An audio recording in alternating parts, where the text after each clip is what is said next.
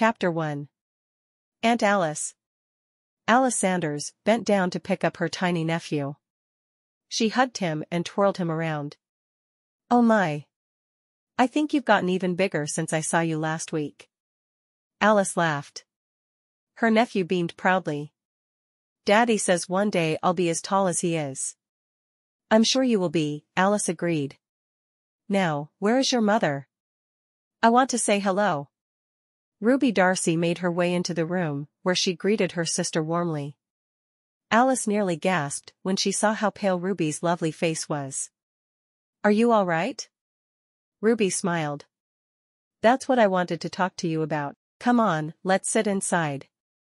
Alice followed her older sister into the home where Ruby lived with her husband, Louis, and their children. It was smaller than the home Alice lived in, but beautifully furnished. Alice knew Ruby had selected many of the fabrics and pieces of furniture carefully and saved up money to purchase them through Louis's contacts at the Mercantile. The Darcy family owned and operated the Nowhere Mercantile on the first floor of the building they lived in. Although Ruby was a young mother, she still helped out around the Mercantile as much as she could because she enjoyed it. All of Alice's sisters liked to stay busy, Alice included. In fact, their adoptive parents practically insisted upon it. They had all come to Nowhere together from a small town in New York a few years back. The church in charge of the orphanage took issue with the fact that young men and women weren't supposed to live in the same residence.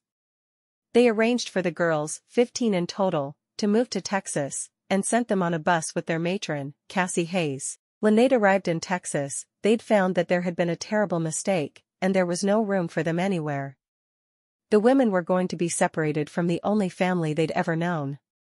Thankfully, Edna Petunia and Cletus Sanders had stepped in and saved the day. Although they were elderly, they were newlyweds who had always dreamed of having a family of their own, and they were happy to open their home to the young women. Alice was so happy that she hadn't been separated from her sisters. Since she had been orphaned as an infant, they were the only family she had ever known. Now that they had all settled in Nowhere, many of the older girls had married and started raising families of their very own. Alice was curious about what that might be like, but she assumed she'd remain living with her parents instead of marrying. She was much more serious and studious than the other young people she knew. The idea of promising herself to a man for the rest of her life was terrifying. She still didn't understand how Edna Petunia and Cletus managed to have such a full and loving relationship. Didn't they ever run out of things to talk about? "I have something I need to tell you," Ruby said to Alice as her son ran out of the room to play. "I'm expecting again." "Congratulations!" Alice exclaimed. It was no wonder that Ruby looked so pale and tired. Alice realized she should have recognized the signs earlier. "Are you feeling all right?" "Honestly, I'm not feeling all that well," Ruby admitted. "I'm not as bad as I was when I needed Sarah Jane's help, but I feel odd. I don't know how I'm going to get through the next several months." "When are you due?" Alice asked. "Dr. Harvey thinks the baby will come in about 6 months' time," Ruby explained. "I was wondering." Ruby looked at Alice expectantly, like she was about to ask Alice for something. "What do you need, Ruby?" Alice loved her family and took her responsibility to them very seriously. If her sisters or parents needed anything, she was always glad to offer assistance. "I was wondering if you'd be able to help Louis out in the Mercantile. I work there almost every day to help out and also keep the place neat and tidy. Louis told me not to worry about the Mercantile, but I really think he could use the help." "I wouldn't ask if I didn't think it was important," Ruby continued. Alice smiled at her older sister. "Ruby, I'd be happy to help out around the Mercantile. I would be glad to help your family because you and Louis have already done so much for me." Ever since Ruby had married Louis, Louis had been kind to all of her sisters. He treated them with respect and allowed them to order anything they wanted to be shipped to the Mercantile. "Really?" Tears brimmed in Ruby's eyes. "Thank you so much. I really appreciate it." "I'm sorry I'm getting emotional." Alice walked over to her sister and gave her a hug. "Of course. Thank you, Alice. Who knows? Maybe one day, I'll be able to repay the favor when you're expecting, Ruby suggested with a sly smile. Alice shook her head. Thank you for the offer, but I don't think I'll ever get married. Ruby looked shocked. Why not? Alice frowned. None of the young men in this town take anything seriously.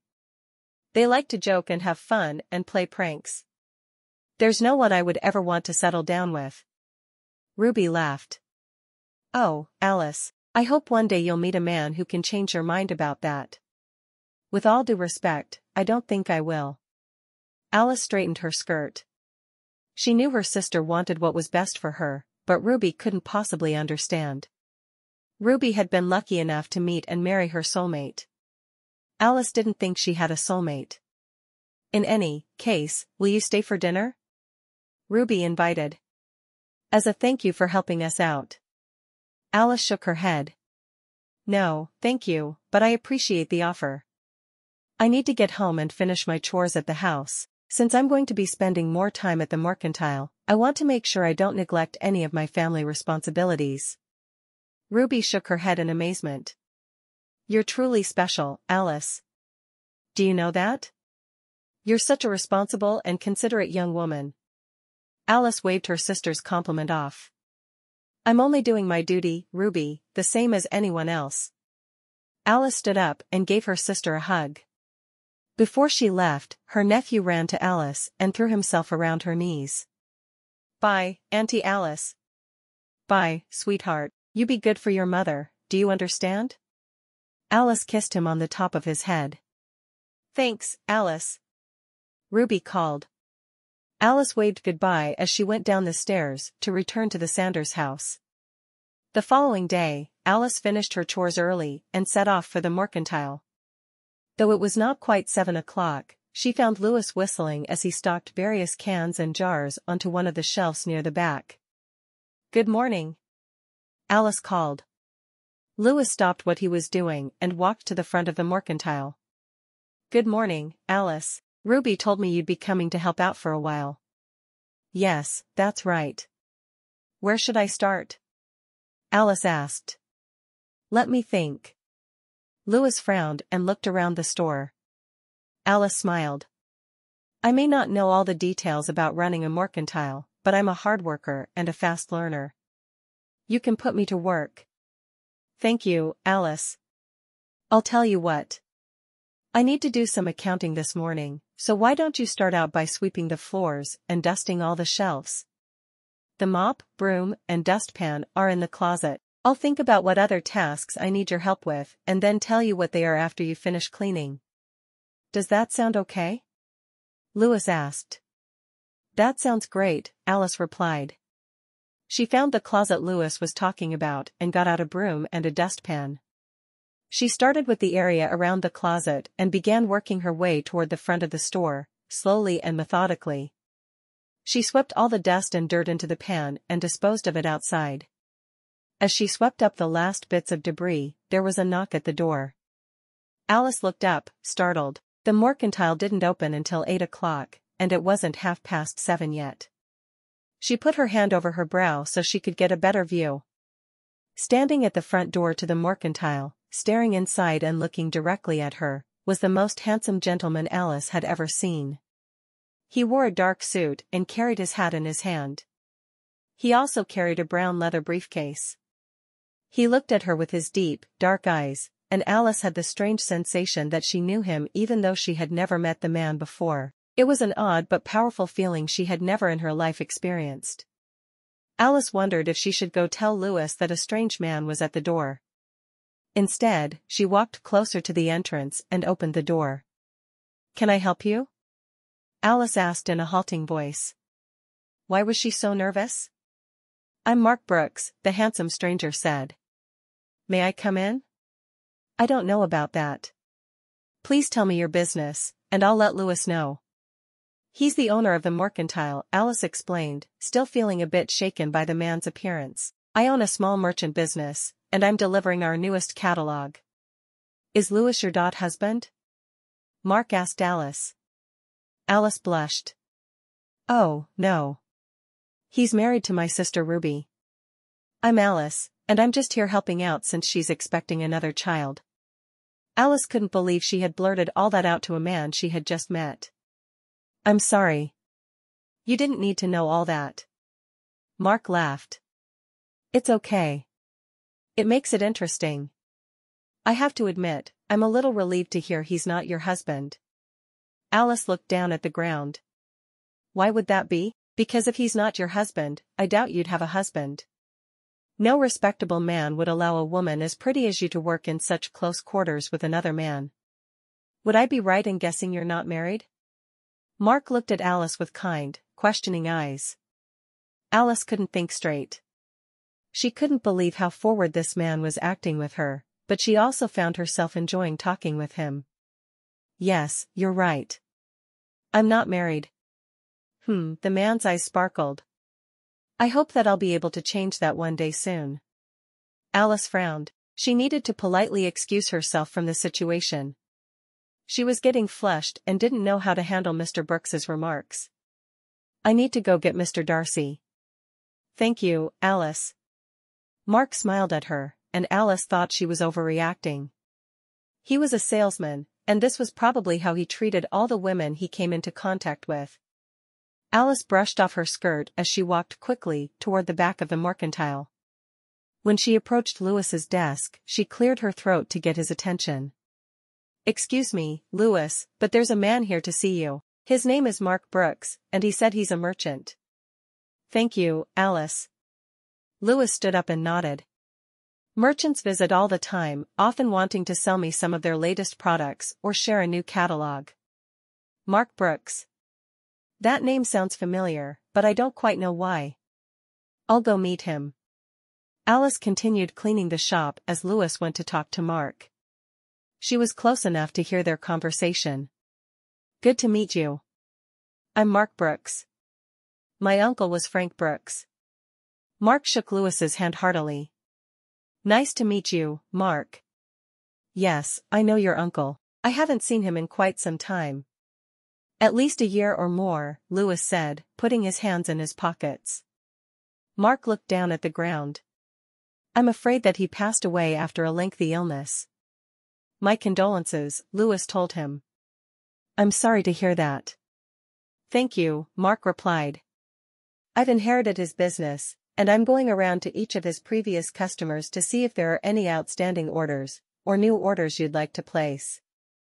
That's a fine idea. I'm sure you'll learn the ropes of the business in no time at all with a head like that on your shoulders, Lewis said, seemingly impressed by Mark's actions.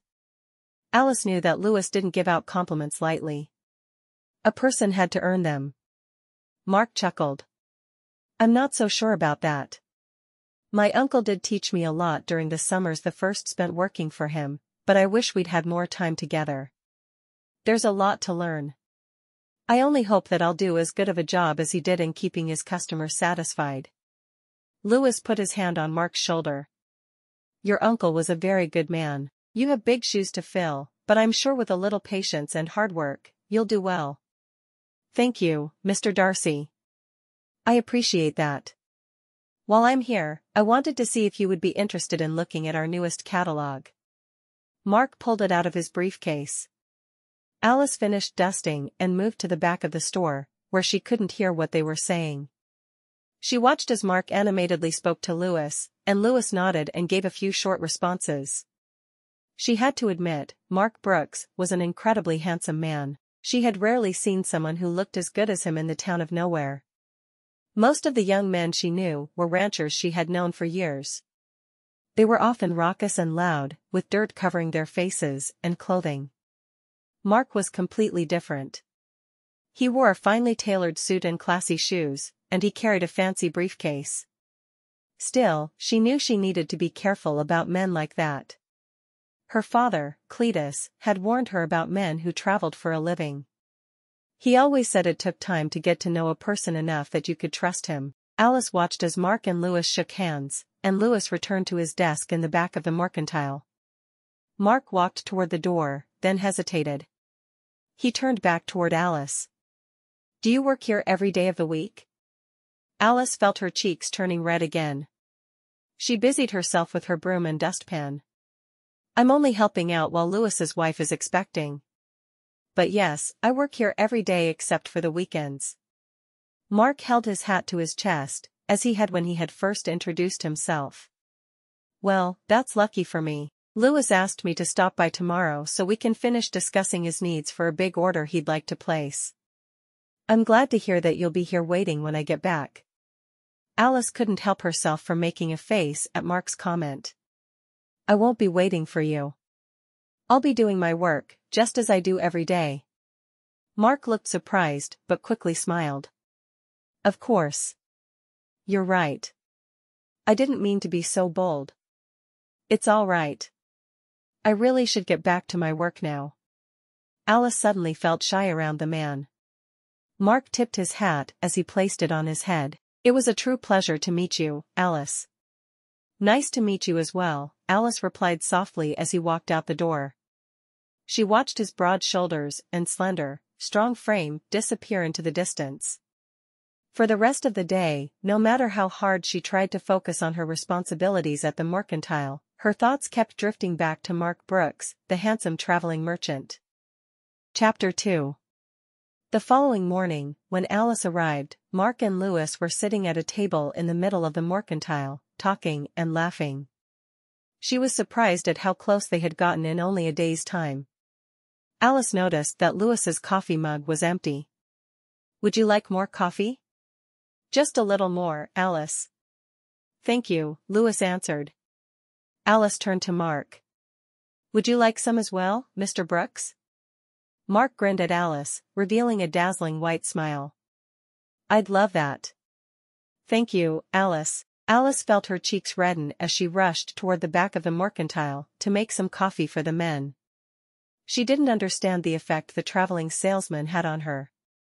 He made her feel silly and special, all at the same time. Silly because she didn't care for young women who only paid attention to the way men treated them. Special, because she genuinely felt like Mark was interested in her as a person. Alice sighed. It was all so confusing. She wished Ruby were there. She'd surely know what to do. Alice made coffee and brought 2 steaming mugs to the men. She set them down in front of Lewis and Mark. Mark flashed her a special smile as she walked away, and Alice felt a tingle inside of her stomach that she had never experienced before. She tried to ignore it and hoped it would go away. She wondered if she was getting sick, but she had a feeling that the tingle had something to do with Mark Brooks. She didn't like it. Alice threw herself into her chores that morning, scrubbing the mercantile like she had never scrubbed before. Each time a customer came in, Alice would pause her cleaning and assist them with whatever they needed, since Mark and Lewis were still talking. Before noon, the floor was sparkling, the shelves were in meticulous order, and each piece of furniture and item had been dusted or polished. Alice looked at the clock. It wasn't time for lunch, and she had done all of the work she had intended to do for the entire day. She knew Lewis would have a few more chores for her, but she didn't want to interrupt him. He and Mark were talking quickly and laughing a lot. She couldn't bring herself to disrupt their meeting. Alice decided to review the ledger. Lewis had said in the past that if she was interested in learning more about how the mercantile operated, he would be willing to teach her. In school, Alice had enjoyed numbers and figures and was excited to learn more about how Lewis ran his business. Alice busied herself in learning all about all the transactions that Lewis had written, along with every last detail, in the mercantile's ledger. Before she even realized any time had passed, out of the corner of her eye, Alice saw Mark stand up. He and Lewis shook hands, and Mark began to put his papers in his briefcase. Lewis walked over to Alice. I see you're studying the ledgers. I was wondering if you were still interested in that. Alice smiled. Yes, it's so interesting. I'm learning a lot just by reading the numbers, but I'm sure you'll be able to explain it to me and give me the full picture later. I'd be happy to. As my business grows, it becomes more and more important to review the numbers regularly and make sure nothing is amiss. Sometimes I ask Ruby to check my work, but she hates arithmetic, Lewis explained. Alice grinned. She remembered how Ruby would complain about math when she was still in school. Not only had Alice always had a talent for numbers, but she also liked the subject, it made logical sense. Unlike certain subjects, like literature or history. She'd take math over those topics any day, but she knew her sister didn't share her view. Thank you, Lewis. I appreciate it. Also, I got done with all of the chores you asked me to do today. What should I do next? Lewis looked around the mercantile admiringly. Wow, this place looks great. Let me think about it while I'm on my lunch break, and then this afternoon, I'll give you a new list. Does that sound okay? Of course. Thank you, Alice replied. Lewis was a kind and considerate boss. She had known that he was a good man, but she had never thought about what kind of boss he would be. She was appreciative that he treated her well and had reasonable expectations. Lewis smiled at Alice and disappeared into the staircase that led up to his home. Lately, he had been visiting Ruby and the children and taking his lunch at home to make sure she was feeling all right. Dr. Harvey said she was healthy, but the baby growing inside of her demanded a lot of rest. Ruby, like all of the Sanders girls, hated not being busy, but she knew it was important to ensure the baby was born healthy. Alice started to approach the front entrance so she could lock the door before she began to eat her sack lunch, but she realized that Mark was still there, and he was in her way. Oh, I didn't realize you were still here. Mark flashed Alice one of his big white grins. I stayed because I wanted to ask you something. Alice found herself unable to say anything in response. She looked to the back of the room. Lewis had left. Anything Mark wanted to know, Lewis was probably the right person to answer. This isn't a question for Lewis, Mark said gently, as if he could read Alice's mind. Alice frowned. She found her words. Then what is it? Mark looked down at Alice. Lewis just placed a very large order with my company. This makes it much easier for me to learn all about the business my uncle left me without feeling pressured to sell many small orders. It also means I'll be coming back here in 2 weeks' time to make the first shipment. When I come back, I'd like to take you to supper with me. Would you go out with me, Alice? Alice bit her lip. She truly didn't know what to say. She wished one of her sisters were there to tell her what to do. She stood there for a long time, wishing Mark would take back his question. Dinner with him sounded lovely, but she didn't even know him. It was all happening too quickly. Mark frowned. You look like I've just given you terrible news, not asked you to supper. Have I done something wrong? Alice shook her head. Not wrong, exactly. I don't quite know what to say. I'm afraid I don't know you very well, and I don't feel comfortable with the idea of us going on a date together. Mark nodded. I see. I can't say I like your answer, but I can respect it. I hope you have a nice day, Alice. Alice felt relieved as Mark turned to walk away. You, too, she called after him. Before he reached the entrance, Mark spun around again. I'll be back at least twice a month to make deliveries and talk to Lewis. I'm not going to give up on my plan. Your plan? Alice was confused. Mark held the door open and stepped out into the sunlight. I intend to marry you one day, Alice Sanders. And I'm not easily deterred. The door clanked shut, and Alice was left all alone in the store. Her heart and her mind were both racing. What had just happened? Alice looked at the clock. It was already 1:15 noon. She wouldn't have time to visit one of her sisters and make it back to the store by 1 o'clock, when she and Lewis reopened the mercantile after lunch. She longed to tell one of them every single word Mark had spoken and how he'd made her feel. But for the time being, she was going to have to get to work. When Lewis got back from his lunch break, he saw Alice reading a book, the ledger folded up neatly beside her. Did you get tired of all the ledger numbers? No, I finished reading it while you were at lunch, Alice told Lewis. Lewis looked surprised as he stared at the thick ledger. You read every single page? Yes, it only went back a little over a year. I'm assuming you have several more ledgers from years past. Alice pointed to the back of the mercantile, where Lewis's desk was. Lewis nodded. That's right. Alice pulled out a folded piece of paper from the book she was reading. On it, she had written a series of figures and symbols. She handed it to Louis. I also noticed that it seems like you've been overpaying for flour. Louis frowned as he reviewed Alice's calculations. Thank you for doing all of this. I'll review this and see if I need to make an adjustment. You're welcome.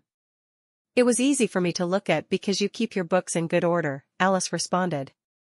I appreciate when things are organized and well kept. I'm glad you found them to be in order. I can't stand it when things get disorganized, Louis agreed. I'm surprised that you picked this up so quickly. Alice looked down. It was nothing. I'm sure I still have a lot to learn. I'm done for the day with my chores. What should I do now? I just placed a very large order with Mark Brooks's company. I'd like you to spend some time rearranging the shelves so we have room for all of the new products he'll bring, Louis instructed. The first shipment is coming in 2 weeks, correct? Alice asked. Louis looked at Alice with curiosity. That's right. How did you know? Alice felt her cheeks flush. Mr. Brooks mentioned it as he was leaving. Humph, Louis cleared his throat. Excuse me? Alice asked. He mentioned he had enjoyed meeting you. I wondered if he was going to try to court you. Louis stared right into Alice's eyes. I told him he had better treat you well, otherwise, he would have to deal with me, not to mention Cletus. Besides the fact that you're my sister-in-law, you're also one of the best employees I've ever had. Alice felt happy that Louis was being overprotective of her. She appreciated that her brother-in-law was looking out for her best interests. Well, I should probably get back to work. Alice? Louis called after her. Alice turned around. Yes? You tell me if he gives you any trouble at all, do you understand? I wouldn't want to do business with a man who made my family feel uncomfortable, Louis said. Although his voice was calm, Alice could tell his words were serious. Thank you, Louis, Alice replied. I will. Louis smiled as Alice began to rearrange the merchandise on each of the shelves at the front of the store. He and his wife were lucky to have Alice around, and he didn't want anything to jeopardize that. Chapter 3. Over the next 2 weeks, Alice filled her days with work, visiting Ruby, and doing her household chores. She also stayed late at the mercantile, poring over ledgers and making notes so Louis could review them the next day. Wow, Alice, you really are a fast learner, Louis remarked. It's nothing, Alice said. I just enjoy being helpful around the mercantile. You're more than helpful. By having you check my numbers, it's saving me a lot of time every month, Louis explained. Would you be interested in staying on here part-time, even after Ruby has the baby and comes back to work? Alice was thrilled that Louis had asked her to stay on. As long as that's all right with Ruby, I'd like that. I'm sure she'll be glad to see you more often, Louis said. That's true. I'd be happy to spend more time with her, too. Alice couldn't believe that after only a few weeks, she felt like she had worked at the mercantile for years. She was glad she was helping Louis spend less time on the books. As a husband and father with a growing family, he deserved more free time to spend with Ruby and the children. Alice was so busy with work and family that she almost forgot about the man who had asked her out on a date. One morning, a young boy came into the mercantile early in the morning, and Alice smiled at him. How can I help you? Louis was in the back, paying bills. The young boy pointed outside. My boss is out there with a big shipment. Where should we take it? Let me get the owner of the mercantile. He'll tell you where to go. Alice walked to the back of the mercantile. Louis, I think there's a delivery here. Oh, good. Louis stood up, looking relieved. We're nearly out of some of the items from Mr. Brooks's company. It will be good to have them back in stock. Mr. Brooks? Alice blushed as she recalled the man who had made her feel so odd just a few weeks earlier. Louis frowned. Yes, is there something wrong with that? Oh, not at all. I just forgot he was coming. Alice looked down at the ground and turned to go back to the front of the mercantile. Louis shook his head. He couldn't tell if Alice was scared of Mark or flattered by his attention. He would never understand women. Louis strode to the front of the mercantile and met the young boy. "Let's go outside, son. I'll show you where you can pull the wagon." Alice watched from the window as Louis directed Mark around to the back of the mercantile building. She retrieved a broom and dustpan from the back closet and began to sweep the store even though the floor was practically spotless. She felt nervous and jittery knowing Mark Brooks was so close. She hated the effect the man had on her, she barely even knew him, and here she was, getting flustered at the thought of seeing him. Alice swept invisible dust into the dustpan and emptied it outside. When she got back into the store, she saw Mark, Louis, and the young boy carrying several large crates inside. "Hi, Alice." Mark's face lit up when he saw her. "Hello, Mr. Brooks," Alice said shyly, looking away instead of meeting his gaze. "Alice, would you help us unpack these crates?" Louis asked. "Of course." Alice set the broom and dustpan aside, wiped her hands on the apron she wore in the shop, and joined the men in the back of the store. Louis was directing Mark and the boy to load several of the boxes in the storage closet. "Alice, here's a list of all the inventory. Please check each box before we stock it on the shelves. Let me know if you have any questions." Louis handed her a stack of papers. Alice nodded and began to review the list. Each box had been assigned a letter and a number. She checked carefully and confirmed that each box matched the corresponding letter and number on her list.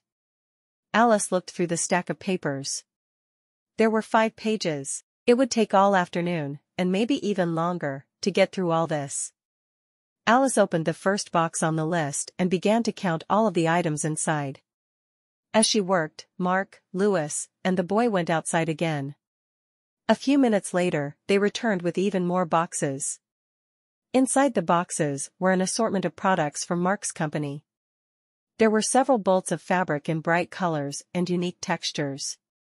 There were jars of canned goods, boxes of pens and pencils, and sheets of paper. There were also a few small figurines and other items that Alice thought Edna Petunia might enjoy. Alice made marks on the paper indicating the number of each item. When she got to the jars of canned goods, she noticed something odd. The paper list said there should be 12 cans of beans, 12 cans of peas, and 12 jars of peaches. Instead, there was 1 can of beans, 1 can of peas, and 1 jar of peaches. There were also several dozen cans of corn, which Alice couldn't find anywhere on the list. Alice checked a few more boxes. To her dismay, there were several other errors. One list said there should be fabrics with flowers on it, but in the corresponding box, there were only flour sacks. In another box, instead of fabrics, like Louis had ordered, there were cans of pears. Alice shook her head. This didn't make any sense. Mark, Louis, and Mark's young helper came back into the mercantile, carrying more boxes. Mark set down his boxes and clapped his hands. "That should do the trick. We'll see you again in 2 weeks' time." Alice wanted to say something about the incorrect order, but she felt frozen in place. "Thank you, Mark. See you again." Louis waved goodbye to his new friend. "Goodbye, Toby." Louis called to the boy. The boy waved back, and he and Mark made their way to the door. Alice wanted to shout at them to stop, but couldn't bring herself to do so. "Everything in order?" Louis smiled at Alice. "Actually, it's not." Alice showed Louis the lists and opened a few of the boxes that didn't match. "I don't know how this could have happened." Louis's face grew red. "Please, excuse me." Louis rushed out the back entrance to the mercantile. Alice followed closely behind. Mark and Toby had already climbed into their wagon and had set off for their next stop. "Wait a minute. Wait a minute." Mark stopped the wagon and looked down. "What's going on, Louis? You cheated me on my order." Louis fumed. Alice had never seen her brother-in-law so angry. Mark looked genuinely puzzled. "What are you talking about?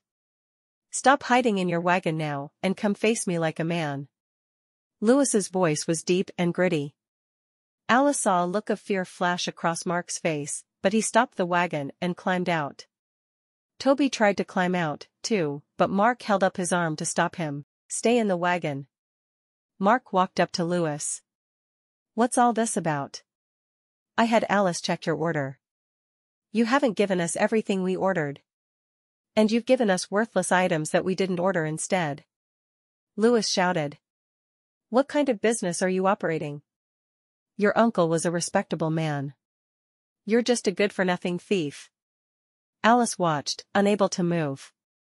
She felt sorry for Mark, who seemed like he didn't know what to say. Then she remembered that he had cheated Louis. He didn't need her sympathy. "I don't know what you mean, Louis. Please, show me what's wrong." Mark was a little afraid of Louis Darcy. Louis looked strong and powerful. Mark didn't want to take his chances. "Alice, show him." Louis roared. Alice held out the papers she had been carrying and showed a few of the notes she had made to Mark. She felt embarrassed on his behalf. "This box. This one. And this one." Mark smoothed back his hair. "I can't tell you what happened. I am so sorry. This won't happen again, I can assure you." "You're right, it won't. I'm no longer doing business with you. You can consider our contract null and void." Louis folded his arms and glared at Mark. Mark opened his mouth to protest, but then stopped. "Louis, I made a mistake." "Several mistakes?" Louis cried. "Several mistakes," Mark repeated. "I completely understand if you never want to see me again. But please, I want to make this right. I'll do whatever it takes to correct your order. Then, once it's done, if you still never want to see me again, I'll respect that." Louis looked suspicious. "How are you going to correct it?" Mark was at a loss for words, but he soon recovered. "First, I need to go back to the warehouse and discuss with the men who did the packing for me. I'll find out what happened and make sure it doesn't happen again. Next, I'll come back here and make a delivery each day until your order is perfect." "How can I be sure you're telling the truth?" Louis shifted his weight from one foot to another. Mark thought for a moment. "I'll return your deposit you gave me." Louis frowned. "Why would you do that?" "My uncle told me you were one of his best and most loyal customers. I would hate for this to ruin our friendship. I believe I can earn your trust again." Mark looked back at Toby. "We should get back now so we can begin to sort out this mess." Louis still didn't seem convinced. "I'll bring your deposit back tomorrow." "In cash," Mark promised. Louis looked Mark in the eyes. "Why should I believe you?" "I'm good for it," Mark said, meeting his gaze. "I suppose we'll find that out tomorrow," Louis said gruffly. "But I appreciate your gesture. Let's get back inside, Alice. We've got a lot of work to do."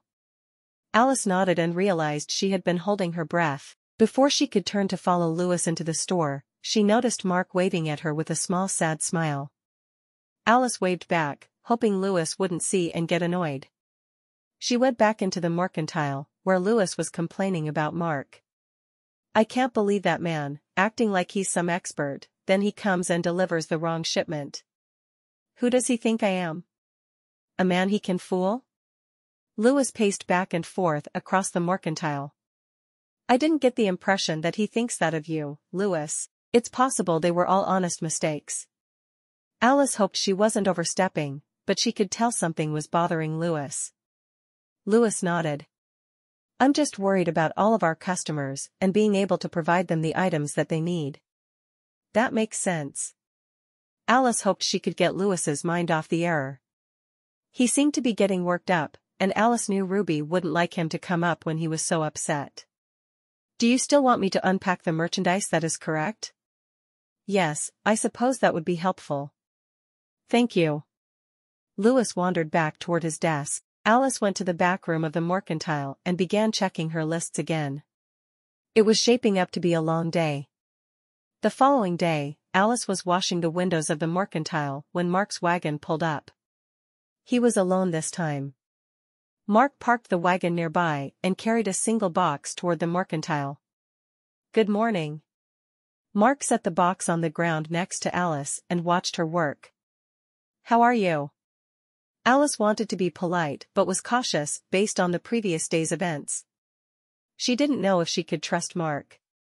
"I'm fine. I brought some fabric for Louis that was missing from yesterday's order as well as the money he paid me up front," Mark explained. "You should probably go in there and talk to him about that." Alice kept her attention fixed on the windows. "Alice, please look at me for a second." Mark rested a hand gently on her arm.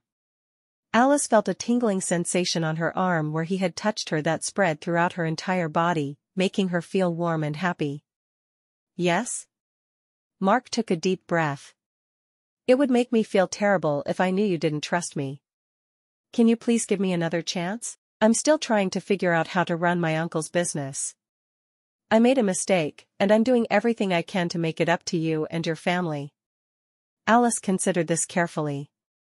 She was fiercely protective of her family and didn't trust anyone who would try to cheat them in any way, as Louis had accused Mark of doing. "I don't know." Mark nodded sadly. "I understand." He bent down to pick up the box again. Alice opened the front entrance for him. Through the window, Alice could see Louis come out and greet Mark. Alice wasn't sure what to think. It was a good sign that Mark had come back with the money Louis had paid him. That meant he was probably not one of the corrupt traveling salesmen Cletus had warned the family about. Nowhere didn't get too many of those, because it was a small town with very few citizens. That meant there was less money to be swindled, so crooks and thieves didn't often stop there on their way to larger cities. She still didn't know much about him, though. She decided to focus on her work at the mercantile and try to forget about the man and the way he made her feel. Even if he had kept his word today, she didn't know if she could trust him fully. One thing was certain. She was very glad she had declined his invitation to dinner. If word got out that she had gone out to dinner with a possibly corrupt businessman, that would reflect poorly not only on her, but also on her whole family. Alice finished cleaning the windows and went inside the mercantile. Louis and Mark were still talking in hushed tones in the corner. Alice gathered all the rugs and took them outside to clean them. As she beat the rugs together and dust flurried everywhere, she admired the humid heat of the day. Living in nowhere was much different than living in Orlan, New York, where she and her sisters had hailed from. She favored the warmer climate and was glad that she'd ended up here. It felt like the exact right place for her. A little while later, Mark came out of the mercantile, no longer carrying the large box. He had a smile on his face. "Beautiful day, isn't it?" "Actually, I was just thinking that myself." Alice was surprised at Mark's cheery tone, considering the situation at hand. Mark smiled. "Louis and I had a good talk. I still have a lot of work to do, but he appreciated that I made an extra delivery today and that I returned his money. I hope that I'll be able to make it up to him." Alice nodded her head and held the rug still for a moment, not wanting to get dust all over Mark. "And more importantly, I hope I'll be able to make it up to you," Mark added. Alice could feel her pulse race faster. "Me? What do I have to do with all of this?" "You're my future wife. I need to earn your trust so you accept when I propose to you." Mark spoke the words as calmly and confidently as if he were telling her that the sky was blue or grass was green. Alice felt a bit overheated and dizzy, like she wanted to lie down. Who did this man think he was? She had never met anyone as sure of himself, despite his many mistakes. He clearly had faults and was working to improve them, which seemed like a good thing. But she hadn't known him long enough to understand if his word was as good as he seemed to think it was. Mark could sense that he'd gone a bit too far. "Alice, I'm sorry. I've said too much. I would never want to make you uncomfortable in any way. Please, forgive me." "Of course." Alice still felt a little ill. She wanted to go home and lie down, but her work ethic was too strong to leave in the middle of a day's work. "Before I go, I have something for you." Mark pulled out a small, gift-wrapped package for Alice. "What's this?" Alice was confused. Mark held the gift out. Alice set down the rugs and brushed her hands off on her apron. She accepted the gift and began to unwrap it. Inside the wrapping paper was a small blue book. Alice opened it, and there were lined sheets of paper inside. I saw you doing many calculations yesterday and reading through Lewis's ledgers. I thought you might like having your own book to write them in, Mark explained. Alice couldn't believe he'd brought a gift just for her. Thank you, she said, touched that he had noticed her reviewing the ledgers. She had to admit, there was a part of her that was thrilled to learn he had paid such close attention to her. And the book would certainly be useful as she began to help Lewis out more with the mercantile. I promise I'll stop bothering you soon, but I do have one question before I go, Mark continued. What's that? Alice looked back toward the mercantile. She did have more chores to attend to, but she also enjoyed speaking with Mark. Pardon me for saying this, but you seem different than other young women I've met around here. Did you grow up in nowhere? Mark hoped he wasn't being impolite. To his relief, Alice smiled. As a matter of fact, I didn't. I was born in New York and orphaned as a baby. I grew up in an orphanage there. A few years ago, my sisters and I moved here to nowhere and were adopted by Edna Petunia and Cletus Sanders. Cletus Sanders? That's the town judge, isn't it? I remember my uncle mentioning his name. Mark seemed excited about the connection. Yes, that's my adoptive father. He and Edna Petunia have done everything to make us feel at home here in nowhere, Alice continued. My uncle always said he was a great man, Mark reminisced. So was my uncle. For the first time, Alice realized that Mark was probably still grieving the loss of his uncle. She hadn't really thought about his struggles, because he presented himself as a strong, confident man. But the more she thought about it, she realized that he was probably having a very challenging time. I'm very sorry for your loss. Mark looked at Alice intently. Thank you, Alice. I appreciate that. I miss him every day. Alice wanted to change the subject. She felt a bit awkward talking about Mark's late uncle. Since I answered your questions, maybe you can answer one of mine. Of course. Ask away. Mark grinned. Where did you grow up? Alice figured she'd start with a basic inquiry. I was born in Austin. My parents own a small shop there, selling many of my uncle's products. But I was the youngest of 5 children, and they had too many mouths to feed. They sent me to live with my uncle when I was just a boy, Mark explained. Was that hard to be away from your parents and siblings? Alice had never known her biological parents, so she didn't know what it would be like to have to move away from them. But she knew she'd be devastated if she had to leave her sisters. Over the years, the girls had become inseparable. Mark shrugged. I don't remember much about my time in Austin. Most of my earliest memories are of my uncle. He looked off into the distance, lost in thought. My job was to help him with deliveries, and he always told me that one day, the business would be mine. But we always thought we had several years before he passed.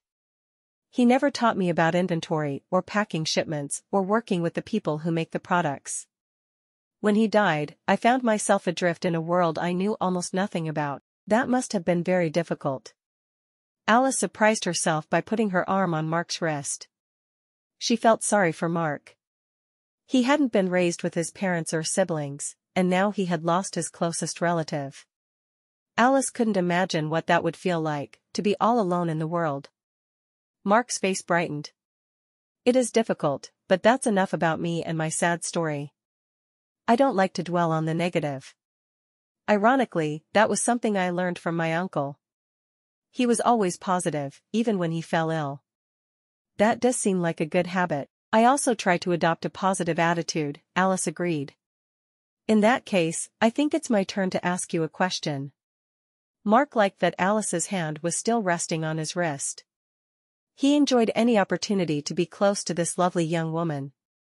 I thought you said you were going to let me get back to work. Alice tried to wear a stern expression, but she couldn't keep from giggling. Soon, Mark was laughing, too. I wish I didn't have to go, but I'm afraid you're right. I did promise I'd let you get back to work. I have a feeling that Lewis wouldn't like it if I stole his star employee.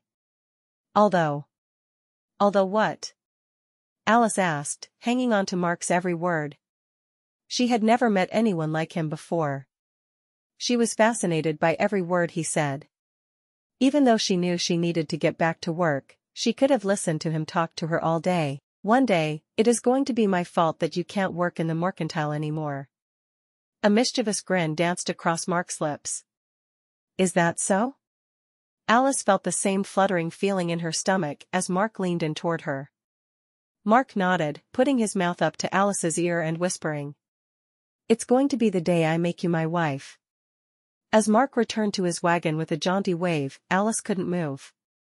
Her entire body felt heated, and she felt the new tingling sensation in her stomach spreading out across her lower body. She loved the way she had felt when Mark whispered in her ear. For the first time, she thought about what it would be like if he touched her in other places. Alice tried to gather her thoughts so she could get back to work, but she couldn't. She was reeling. Chapter 4. When Mark arrived at the mercantile the following morning with a new shipment, he looked dejected. Alice couldn't help but speak up. What's wrong? Alice asked as she opened the door to the mercantile. It was before 8 o'clock and Louis hadn't yet come downstairs. She went back to the counter and began scrubbing it with a wet rag. Mark sighed. I feel like everyone in this town doesn't like me very much. No one seems to trust me at all. What do you mean by that? Alice was perplexed. She had found the people of nowhere to be kind and helpful at all times. Since I have daily meetings with Louis, I thought it might be a good idea to rent a room in a boarding house so I don't need to drive back and forth several times a day, Mark explained. But I visited 3 boarding houses yesterday, and all said they were full even though they didn't seem crowded at all. Alice thought about this for a moment. That seems odd to me, but maybe they really don't have any space left. Is there anything else troubling you? Yes, there is, Mark admitted. I went to the ice cream parlor last evening because I was craving something sweet. The man behind the counter said something very odd. I told him about my business, and he said, "Oh, yes, I've heard all about your business." What does that mean? Alice nodded in understanding. Nowhere is a small town. Word travels fast here. I'm guessing that people have heard about the mistakes with the shipment. People here do tend to take some time before they trust outsiders. Mark shook his head sadly. I don't know if I'll have enough time. What do you mean by that? Alice began to buff the counter with a dry cloth. At a certain point, if I don't have enough customers, I'll have to leave and focus my sales on a different area, Mark told her. But I'd like to stay here as long as I can. Alice's heart sank as she imagined Mark moving on to the next town. She wondered if he had a young woman waiting for him in every town, and that made her feel even worse. Was she just a pretty face to him, or did he mean it when he said he wanted to marry her? Alice remembered Cletus's warnings about men who traveled for a living. She didn't want to get her hopes up or give away her trust too freely. At the same time, she also didn't want to lose Mark just yet. What are you thinking? Mark asked, noticing that Alice had been quiet. Oh, nothing worth saying out loud. Alice was embarrassed that she had been thinking about Mark in a romantic way. She wasn't usually one to daydream, and she was not about to start now. I think you're being modest. I always enjoy hearing what you have to say, Mark said, looking at Alice directly, his dark eyes boring into her. Alice looked down at the counter, avoiding eye contact. It was spotless. I really need to get back to my other chores, Alice said apologetically. Of course, don't let me keep you. Mark gathered up his documents and went over to his usual spot at the table. He always waited there while Louis helped customers, pulling out a small notebook and writing in it until Louis was available. Alice changed the sign in the front window to open and went back to the counter. A few minutes later, Louis rushed in, a harried expression on his face. Are you all right, Louis? Alice hoped everything was okay with Ruby and the baby. Louis nodded. I'm fine, but Ruby is sicker than I knew. We had to call for Dr. Harvey last night. Fortunately, she's resting now, and Dr. Harvey said the baby is fine.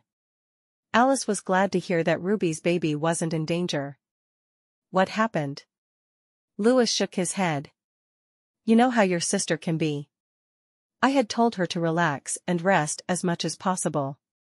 But she was apparently cooking and cleaning for hours while I was here at work. Alice sighed. That sounds just like Ruby. She did say she's feeling a bit better than a few years back when she needed Sarah Jane's help. Louis folded his hands together. I think she just thought since she was feeling better, she could do more. I'm glad she's not that sick. That was a very scary time for all of us. Alice remembered that the entire family had been on edge, worried about Ruby and the baby. I hope she'll actually rest and take it easy. Is there anything I can help with? I'd be glad to cook or clean on my breaks from the mercantile. Louis's face brightened. Alice, you don't need to do that. You're already doing so much around the mercantile. It would be a nice break to see my nieces and nephews, Alice laughed. Please, Louis, let me help you. Maybe just a little. I don't want Edna Petunia to come down here and tell me I'm taking up too much of your time. Louis scratched his head. Alice didn't know if Louis was joking or not, but she had to admit, that sounded like something Edna Petunia might do. I'll go on lunch breaks and just before and after work. Thank you, Alice. I appreciate it. I don't know what we'd do without you. As Louis talked, he looked around the store. No customers were there yet, but he spotted Mark sitting in his usual seat in the corner. Oh, Mark is already here? I suppose I should go talk to him. Yes, he got here a little while ago, while I was opening the store. Alice watched as Louis went over to Mark and greeted him. Louis seemed to be warming up after the first day when they had uncovered the issue with the order. Alice knew there was a stack of canned beans in the back that needed to be stocked onto the shelves. She went to the back of the mercantile and gathered as many cans as she could fit in the white apron she wore when she worked. She carefully walked over to the shelves and began stacking the cans one by one. 2 customers came into the store, and Alice went up to them. How can I help you today? Alice greeted the couple pleasantly. I'm looking for fabric for new curtains, an elderly woman who seemed older than Edna Petunia said. I don't know why you think you need new curtains. Nothing is wrong with the old curtains, the older man standing next to her complained. Alice smiled. We have several lovely pieces of fabric I think you may like. You can take a look at it. That would be lovely, dear. Both older people followed Alice to the fabric section. Alice showed the woman all of the options. I don't remember this pattern. Is it new? The woman pointed to one of the bolts of floral fabric that Mark had delivered. Yes, that was actually sold by the man over there, talking to Louis. Alice pointed in their direction. We just received them this week, and there will be more coming in different designs. That's nice, dear, the woman said absent-mindedly as she browsed through the fabrics. Her husband stared at Mark. Who is that man? He looks familiar, but I can't place him. His name is Mark Brooks, and he recently inherited his business from his uncle, Alice explained. The man snapped his fingers. Oh, yes. I knew his uncle. Mark resembles him. Then the man frowned. I heard he was going around, trying to sell anything he could to anyone who would buy from him. His wife spun around and eyed Mark suspiciously. How should we know if we can trust him? Alice hesitated. She wanted to tell them that Mark was true to his word, but she still didn't know him all that well. The older woman continued. I think he's just another crooked businessman, trying to swindle the hard-working people of nowhere out of their money. Is there a reason you think that? Alice asked gently. She now understood why Mark had said that the people of nowhere seemed to have something against him. Not yet. But I don't trust him, the woman practically shouted. Her husband patted her arm. Now you've gone and upset yourself, Dolly. Are you sure you need this fabric for the curtains? We could come back tomorrow. Dolly thought about this. Maybe. I would feel more comfortable if that man wasn't in here while I'm trying to shop. What's he doing, anyway? He and Mr. Darcy are discussing some business affairs, Alice said simply. Humph, the older gentleman shook his head. We'll come back another day. The couple shuffled out of the shop, casting wary looks at Mark. Alice watched as they walked out the door. Louis and Mark didn't look up from their discussion. Alice wondered what they were talking about that had them both so focused on the conversation. She was glad that they hadn't heard the older couple's conversation. She had a feeling that it would have made Mark feel terrible. Alice returned to unpacking the cans of beans and arranging them on the shelves. She tried a few configurations before she decided which one was best. When she was finished, a few other customers walked in, so she went over to help them. Soon, it was time for lunch. Alice looked around after the last customer of the morning left the mercantile and realized that Mark was gone. She switched the open sign to closed and found Louis at his desk, reviewing paperwork. "Did Mr. Brooks leave?" Alice asked, hoping she didn't sound nosy. "Yes, he went back to his warehouse." "I still don't know if I can fully trust him, Alice, but I do appreciate that he's trying." Louis rubbed his eyes. "Louis, you should get some rest. You seem exhausted." Alice hoped she wasn't being rude, but her brother-in-law looked terrible. "I'll get rest this evening, after all my work is done and my family is provided for," Louis said. Alice could tell from his tone that there was no changing his mind. She left Louis alone with his thoughts in the mercantile as she went upstairs to prepare lunch for Ruby and the children. Chapter 5. When Alice walked into the Darcy family's living quarters, she saw Ruby putting a pot on the stove. "Ruby Darcy, you need to lie down and rest," Alice said sternly. She tried to imitate Edna Petunia's and Cletus's tone when they were giving the girls a serious talk. Ruby looked up in surprise. "Alice, what are you doing here?" "I'm here to help you." "I'm not going to do anything until you lie down, though," Alice said with a smile. She helped her sister, who had started to show a bit, lie down on the sofa. Little Jasper raced into the living room. "Aunt Alice." Jasper flung his arms around his aunt as Ruby eased her body down onto the sofa. "Hello, Jasper. Do you want to be my helper today?" Alice asked, a gleam in her eye.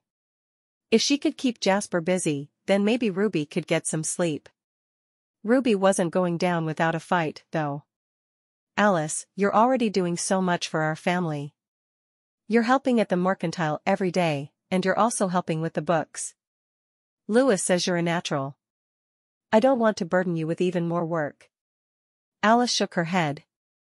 "Ruby, it's no trouble at all. Normally, I eat my lunch downstairs with a book. Instead, I'll come up here, fix lunch for you and the children, and eat with you all." Ruby sighed. "I don't know. I hate that I feel so helpless." "You're not helpless. You're still doing a lot around the house, I know."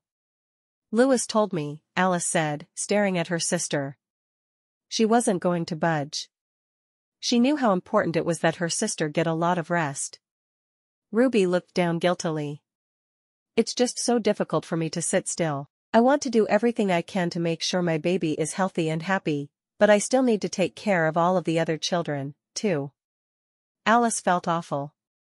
Ruby seemed like she was about to burst into tears at any moment. She put a reassuring hand on Ruby's shoulder. "It's going to be all right, Ruby. You're probably just tired." Louis looked tired, too. Ruby nodded sadly. "We both couldn't get much sleep last night. One of the twins had an earache, and we were up all night taking turns checking on her." "Is she feeling better?" Alice wondered. "Yes, the girls are playing in the bedroom," Ruby replied. "I'm glad to hear that. But now, it's time for you to get some sleep. You can lie down here, or go to your bedroom if you'd like. I'm going to make lunch, and Jasper is going to help me." Alice held out her hand to Jasper, and he took it. She led him into the kitchen and looked through the pantry. Jasper helped Alice get all of the vegetables and spices out. Alice carefully combined them to create a stew. As the stew simmered, Alice went back into the living room to make sure Ruby was following her instructions. Ruby slept peacefully on the sofa, right where Alice had left her. Next, Alice went into the bedroom where Ruby's daughters were playing with dolls made out of cloth fabric. "Hello, girls." The twins stood up to hug their aunt, and the youngest girl gurgled on the floor. Alice knelt down and kissed her on the top of her head. Alice's heart felt full, surrounded by her nieces and nephew. She imagined having a home of her own one day that she would fill with all of her favorite books and decorations.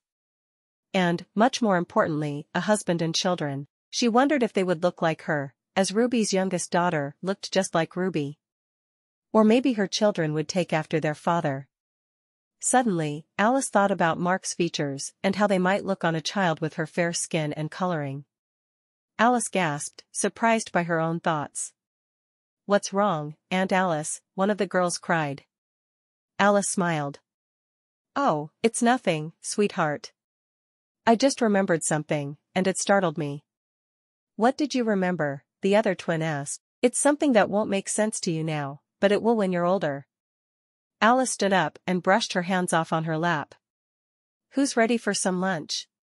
The girls followed her lead and cheered. The twins helped their younger sister toddle into the kitchen. Alice served all of the children a bowl of soup and also prepared one for herself. She decided to let Ruby sleep a little while longer, so she kept the stew over the heat while they ate.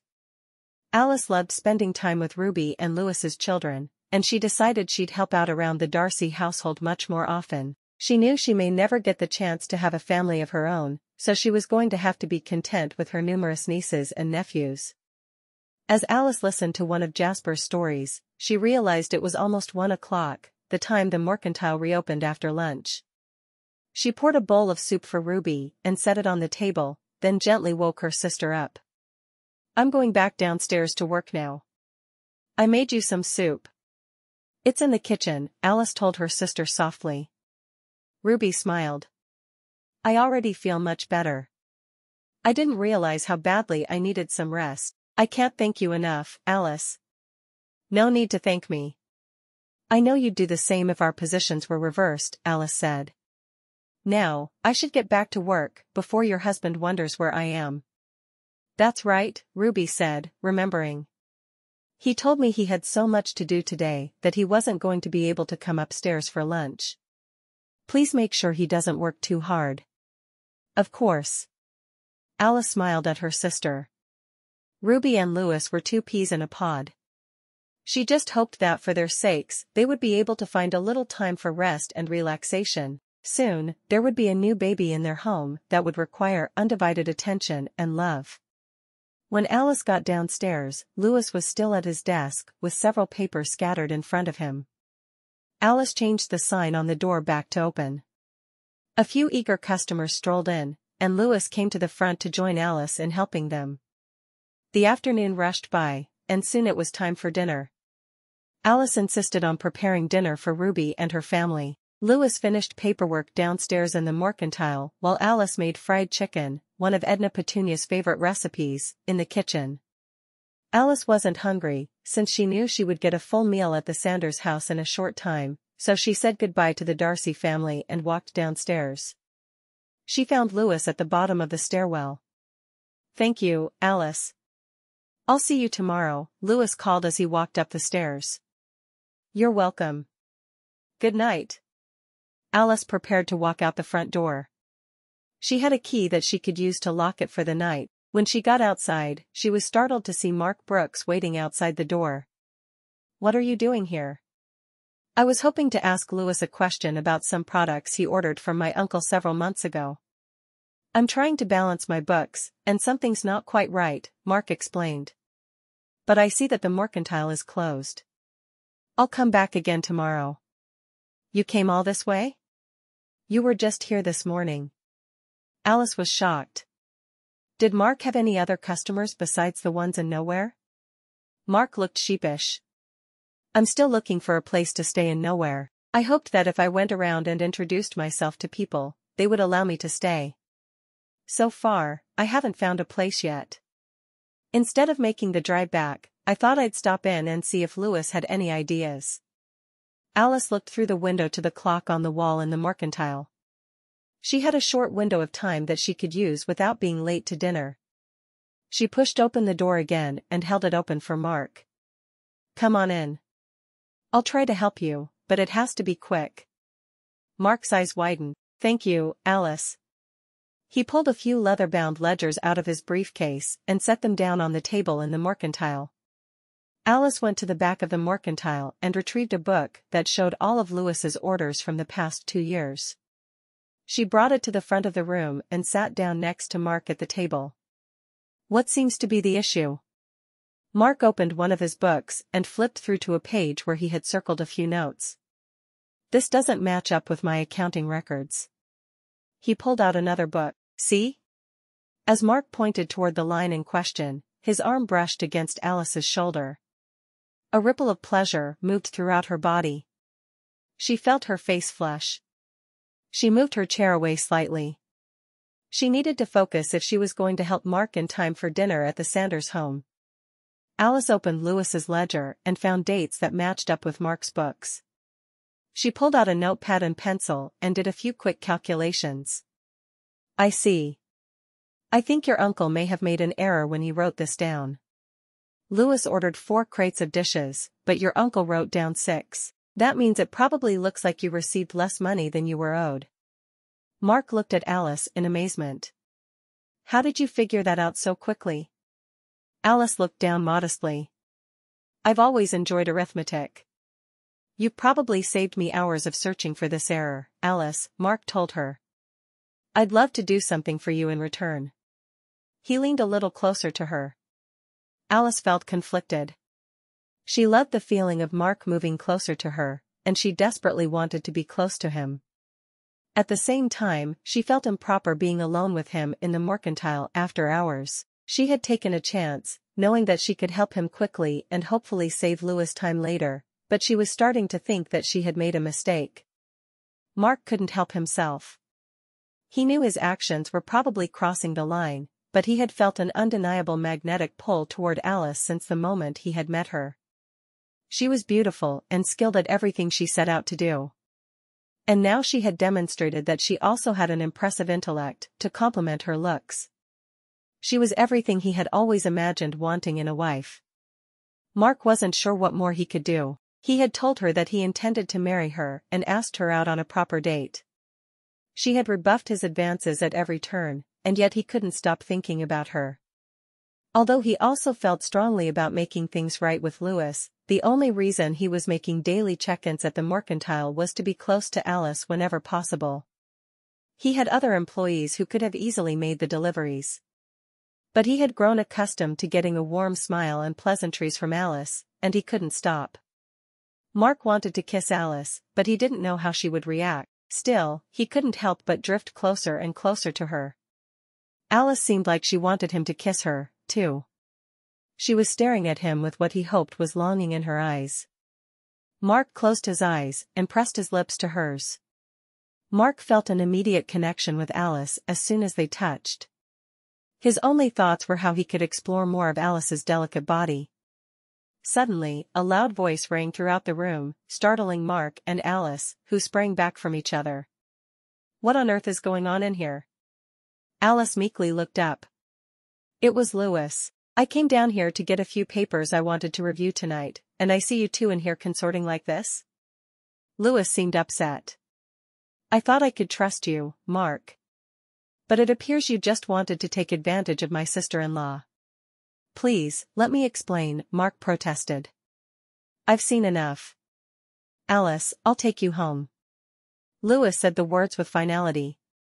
It was a command, not a request. Alice opened her mouth to say something, but the look on Lewis's face made her change her mind. Mark gathered his things.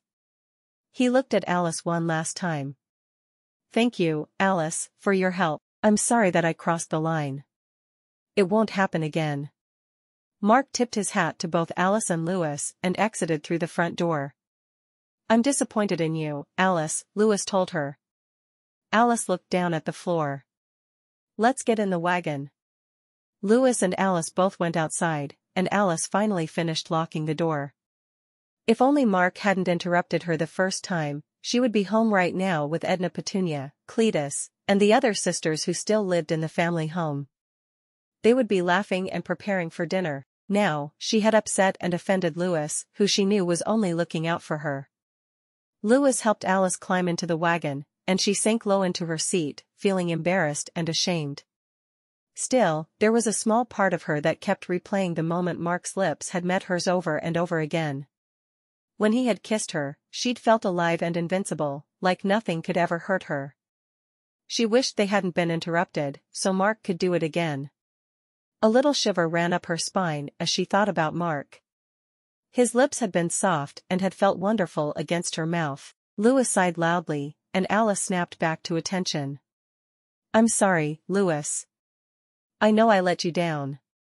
I just don't want to see you getting hurt, Alice. That's all." Louis flicked the reins and the horses took off, headed for the Sanders house. Louis didn't say anything else on the short trip, and Alice didn't have anything she wanted to talk about. She was embarrassed that Louis had walked in on her in such an intimate embrace. Then again, Mark should have known better than to kiss her in Louis's place of business. And she wasn't blameless, she had kissed Mark back. Alice looked forward to arriving home and getting out of the wagon so she didn't have to sit in uncomfortable silence with her brother-in-law. Chapter 6. When they got to the house, Louis surprised Alice by parking the wagon and getting out alongside her. He tied the horses up and walked toward the front door. "What are you doing?" Alice was confused. "I need to have a talk with Edna, Petunia, and Cletus," Louis explained. Alice's stomach churned. "About me?" "It's for your own good, Alice." Louis pounded on the door. Martha, another one of Alice's sisters, answered. "Hi, Louis," Martha said, brightening a bit. Louis was kind and protective of all of his sisters-in-law, and they liked him, too. "Hi, Martha, I need to have a word with Edna, Petunia, and Cletus before you all sit down to supper." Louis looked at Alice with a grim expression on his face. Alice wished she could melt into the floor. Martha's eyes widened, and she ran off to find her adoptive parents. Cletus came to the door a few moments later. "Hello, son. What's all this about?" He shook his son-in-law's hand. Louis was normally a level-headed man, but he seemed a bit shaken to Cletus. Cletus wondered what had riled him. "I'd like to speak with you and Edna, Petunia, privately." Louis shoved his hands into his pockets. "Sure, son." Cletus led Louis into his formal sitting parlor. "Edna, come in here, snickerdoodle." Alice shook her head and went into the kitchen to see if she could help her sisters get ready for dinner. Edna Petunia strode into the formal sitting parlor a minute later and took a seat next to Cletus. Louis was sitting across from them. "What's all this about?" "Is it Ruby?" "No, Ruby is resting comfortably. She's sick, but she'll be fine." "What I'd like to talk to you about is Alice," Louis began, his mouth set in a firm line. "You'd better not tell me Alice is pregnant," Cletus joked. "Well," Louis trailed off. "I need some cough medicine." Edna Petunia pulled a small flask out, unscrewed the lid, and gulped down some liquid. Despite himself, Louis stifled a grin. Ruby had told him that all the girls suspected that it wasn't actually cough syrup in Edna Petunia's ever-present flask. They had a feeling it was something a little more scandalous. No one begrudged her for it, however. She was a good woman who had led a long, colorful life, and none of her adopted daughters felt it was their place to confront her about it. "Don't worry, Edna Petunia. It's not that, but I'm worried that's where things are headed." "Son, you'd better start explaining yourself, quickly," Cletus said crossly. "I should be eating my supper right now, not listening to you gossip about one of my daughters." "Yes, sir." Louis nodded his head. "I'm sorry about that. Alice was locking up the mercantile, and a man I've been doing business with, Mark Brooks, he apparently asked her if he could come in after we were closed for the day. When I came downstairs to get something I'd left behind, I saw him kissing her." Cletus frowned. "Now you've got my attention. What kind of man is this Mark Brooks?" Louis looked bewildered. "That's the thing, sir. I just don't know. He seems friendly and polite, and we've talked for quite a while before. I was coming to know and trust him. He inherited the business from his uncle when the older man passed." But the first shipment he delivered since he took over had several mistakes in it. I thought he was trying to cheat me. Edna Petunia hiccuped loudly, and both men turned to look at her. What are you looking at me for? Proceed with your story. Louis let out a long exhale. I'm only telling you both this because you know how much I care about Alice. I love her as if she were my own little sister, because in a way, she is. I can't stand the thought of anyone hurting her, or taking advantage of her. You did the right thing, son. Edna Petunia and I will take this under advisement. Thank you for coming to us. Cletus stood up and rested his hand on Louis's shoulder. Now, if you'll excuse us, I have a roast to eat. Edna Petunia took another long sip from her flask. Louis and Cletus stared at her again, and she shrugged. That was a distressing story. It might bring on one of my coughing attacks. I'm just taking a precaution. Cletus chuckled as he showed Louis out. You take extra good care of our Ruby. We've heard she's been feeling ill. Thank you, Louis said as he walked over to his horses. Oh, I know. Edna Petunia shouted, racing out to meet him. She reached deep into her bosom and pulled out 3 peppermint sticks. These will soothe Ruby's stomach. Take them to her. Oh, no, I wouldn't want to take your snacks, Louis protested. He had always been a little disturbed by Edna Petunia's comfort food, more specifically, by the location she stored her comfort food in. Don't worry, I have lots more where those came from. Edna Petunia dug further down into her bosom and produced 2 more. How many do you think she'd like? Oh, no, thank you, though, Edna Petunia. Louis felt like he might be getting ill. I insist. Edna Petunia declared, waving the 5 sticks in front of his face. Louis sighed. He knew his mother-in-law, and there was no way he was escaping this situation without accepting her peppermint sticks. He thanked his lucky stars that he had a handkerchief in his shirt pocket. He pulled it out and wrapped it around the peppermint sticks, then tucked the bundle into his pants pocket. Thank you, Edna Petunia. I'm sure Ruby will appreciate this. You're welcome. Good night. Edna Petunia waved as Louis untied his horses and climbed into his wagon. Now can we finally eat? Cletus complained from the porch. He was starving. Don't you want to talk first? Edna Petunia asked. I need to eat first, then we'll sort all this out. Cletus led Edna Petunia into the kitchen, where all the girls who lived at home waited for them. Hattie sprang to her feet and began to cut and serve the pot roast lying in the center of the table. As Edna Petunia began to dig into her food, she caught Alice's eye. Alice looked down at the table, embarrassed. She could tell that Edna Petunia knew everything. She was glad that at least Louis had not told the entire family what had happened, but she was still angry that Edna Petunia and Cletus knew. She wondered what they would do about it. Dinner seemed to go on for a very long time. Do you think Ruby's baby will be a boy or a girl? Katie asked. I think it will be a boy, Hattie said. I just have a feeling. The baby has an equal chance of being a boy or a girl. It's not based on feelings. Teresa laughed.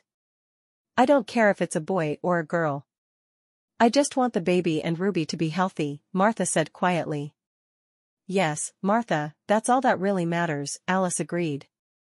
After more talking, chatter, and even dessert, supper was winding down. Cletus prepared to go into his formal parlor, and Edna Petunia was nodding off at the table. Alice thought she might actually have a chance to sneak up to her room without a talk from her parents. It was Hattie and Martha's turn to do the dishes, and Alice slipped out of her chair quietly. She started for the hallway. Alice, why don't you join me and your mother in the formal parlor? Cletus called after her. Alice sighed. They were going to talk with her after all. Alice followed Cletus into the formal parlor. Edna Petunia. Cletus shouted. A few moments later, Edna Petunia clambered into the parlor, and both husband and wife took seats. Alice sat down across from them and sighed. Please just say what you're thinking. Cletus stroked his chin. What we're thinking is that we don't want you to get hurt. Neither does Louis. And we're thinking, what were you thinking? Edna Petunia exclaimed. Carrying on like that in the mercantile, where there are windows, plain as day. Now, don't get me wrong. I'm not saying Cletus, and I haven't been intimate in public places before. Alice grimaced. She did not want to hear about this. Though her adoptive parents had been elderly when they'd met and married, their passion for each other was as intense and strong as two teenagers. They had no qualms about displaying their affection for each other in front of the entire family. What I'm saying is, you have to be careful about who you choose to play hide the pickle with. And you absolutely have to wait until you're married.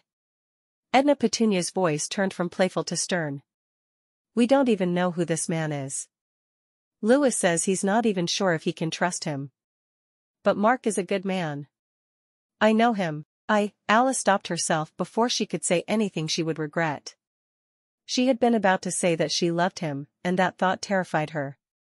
Cletus put his arm around Edna Petunia. Both of us just want what's best for you, Alice. Do you understand that? Alice nodded. I understand. I won't be alone with Mark Brooks at the mercantile again. That's right, you won't, Edna Petunia agreed. Because starting tomorrow, I'll be at the mercantile to make sure you aren't alone with him. Alice stared at her parents in shock. I don't think that will be necessary. Apparently, it is. Edna Petunia reached into her blouse. Peppermint stick? Alice shook her head, almost too upset for words. Am I excused? Cletus looked surprised. Do you have anything else to say? No, Alice replied. Then you're excused. Cletus sighed. Parenting was a much harder job than he'd ever imagined. Law school, which he'd also undertaken later in life, had been a breeze compared to being a father to 15 orphaned girls. Alice walked out of the formal parlor and went upstairs. Cletus looked at Edna Petunia. Is it just me, or is she a lot more upset than usual? Edna Petunia clutched Cletus's arms. All my bastards are growing up so quickly. Soon they'll all be gone, and I won't have anything to do with myself. Bastard was her preferred term for the girls. Even though it wasn't necessarily true, she meant it as a term of endearment. Cletus turned and faced his wife. Edna Petunia, it's true that our girls are maturing. But I know you. Our lives together are always going to be full and exciting. Edna Petunia smiled. You're right, Cletus. I don't know what I was thinking. She took another sip from her flask and sat back against the sofa, content. Mark's palms were sweaty as he approached the mercantile. He hadn't seen Alice since the previous day and was worried that she would be upset with him. He also didn't know if Louis would still want to do business with him. How can I help you, young man? A loud elderly woman's voice startled Mark as he walked into the mercantile. He saw Alice and Louis helping the other customers. He hadn't realized there was another employee. My name is Mark Brooks. I'm here to meet with Louis, he said quietly, not wanting to make a fuss. The woman's cheery demeanor changed abruptly. I know all about you, Mr. Brooks. Follow me. Alice watched helplessly from the side of the store as Edna Petunia led Mark to the back entrance. Louis was too engrossed in assisting an elderly man to notice. Alice unwound a piece of fabric a customer was interested in and held it out for the woman to see. She tried to see what was going on in the back, but they were out of sight and out of earshot. Mark Brooks was baffled by the angry woman in front of him. He trailed her out the back entrance to the grassy field behind the mercantile. My name is Edna Petunia, Mr. Brooks. Do you know who I am? Edna Petunia asked sternly. Mark had to admit that he did not. Edna Petunia put her hands on her hips. A few years ago, my husband and I adopted 15 orphan girls. Does that ring a bell? Mark lowered his head and stared at his feet. He nodded. This woman had to be Alice's adoptive mother, and she did not seem happy with him. Her father and I raised all of our girls to be good girls. Do you understand? Edna Petunia questioned, practically shouting. Mark nodded again. Yes, ma'am.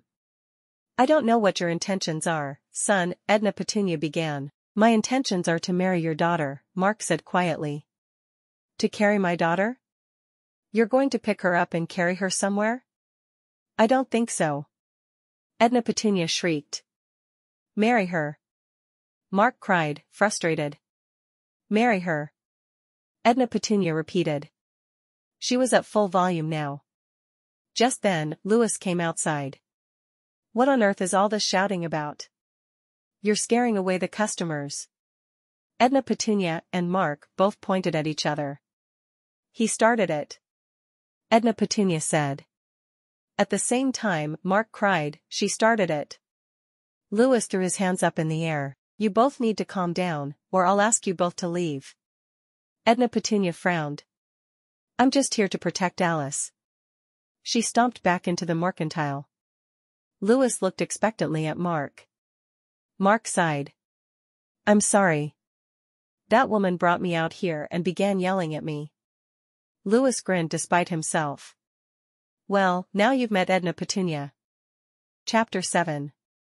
The days passed quickly, with Edna Petunia and Alice both helping at the mercantile. With the extra help, Edna Petunia could watch the store while Alice ran upstairs and helped Ruby and the children, or vice versa. Mark came each day to meet briefly with Louis and make that day's delivery. He always tried to talk to Alice, but Edna Petunia intervened and prevented them from having a conversation. Alice found that although she was annoyed by Edna Petunia getting between her and Mark, she enjoyed having the older woman around. Work was more fun with a little help. She wished she could talk to Mark, but she also knew that Edna Petunia was just trying to protect her. Mark was frustrated that he couldn't talk to Alice. As the weeks passed, he watched Alice from afar, confident that she was the woman he wanted to be with. As time went on, he knew she was his soulmate. He wanted to marry her, but her parents made sure he wasn't able to talk to her. Soon, Mark had finished correcting all the errors from the original shipment. He changed his schedule so that he only stopped at the Nowhere Mercantile once per week. Mark's business in other towns grew, and he had to determine where he wanted to settle. His uncle's house was nice, but it was far away from where his clients' establishments were. I think I'd like to build a house somewhere else and make a fresh start, Mark explained to Louis one day over lunch. Mark had purchased sandwiches for the pair to eat as they discussed business. Louis had grown to trust Mark and continued to order several products for Mark's business. I believe there's a parcel of land for sale in Nowhere, actually, Louis said. I don't know if you'd want to settle around here. Suddenly, they heard a large crash from the front of the mercantile. Both men raced to the front of the room. Edna Petunia was on the ground, covered in a dozen hats. What in? Louis started. How did this? Mark began. Edna Petunia just howled. Alice couldn't tell if it was in pain or laughter. Alice buried her face in her hands. Edna Petunia had been trying on hats for fun and had accidentally stumbled into the rack. Alice was embarrassed that Mark was there to witness this. Edna Petunia's arms and legs wiggled every which way. Finally, Alice bent down, grabbed the older woman's hand, and helped pull her back to her feet. Hats scattered everywhere. Mark hurried to pick them all up. Louis seemed annoyed. How did this happen, Edna Petunia? Edna Petunia eyed the hat rack suspiciously. Your hat rack is no good. Who made this shoddy product, anyway? Mark's face turned beet red. That's one of our racks, ma'am. Edna Petunia shook her head sadly. You should tell your manufacturers that they need to make sturdier furniture. Someone could have been hurt. Mark was too flabbergasted to respond, but Louis wasn't. Louis picked up the hat rack and returned it to its upright position. He held it with his hands and tapped on it. Seems pretty solid to me. I don't think there's anything wrong with this hat rack. Edna Petunia sighed loudly. You wouldn't understand, Louis. Come, Alice. Let's get back to our chores. Edna Petunia glared at Mark as she stormed off. Mark looked at Louis dejectedly. She still hates me. Louis frowned. I would say you're overreacting, but it does seem like she still has a problem with you. I told her that your word was good. She still does everything in her power to come between me and Alice. I haven't said more than a few words to her in months, Mark lamented. Louis smiled. I have an idea. I can tell you all the things that Edna Petunia likes. Maybe if you bring them with you next week, she'll start to like you a little more. Mark nodded. If you're willing to do that for me, that would be great. It's worth a try. The following week, Mark brought a box of chocolates, a tin of peppermint sticks, and a bouquet of flowers for Edna Petunia. He worried he was overdoing it a little, but he knew from Louis that Edna Petunia enjoyed all of those things. Alice looked up in surprise as Mark entered the mercantile with flowers in his arms. For a brief moment, her heart leapt as she imagined they were for her. Then a dark thought crossed her mind. What if Mark was seeing another woman, or worse, what if he was engaged? She didn't know what she would do if she had to watch him be with another woman. Alice looked down at the floor, suddenly feeling gloomy.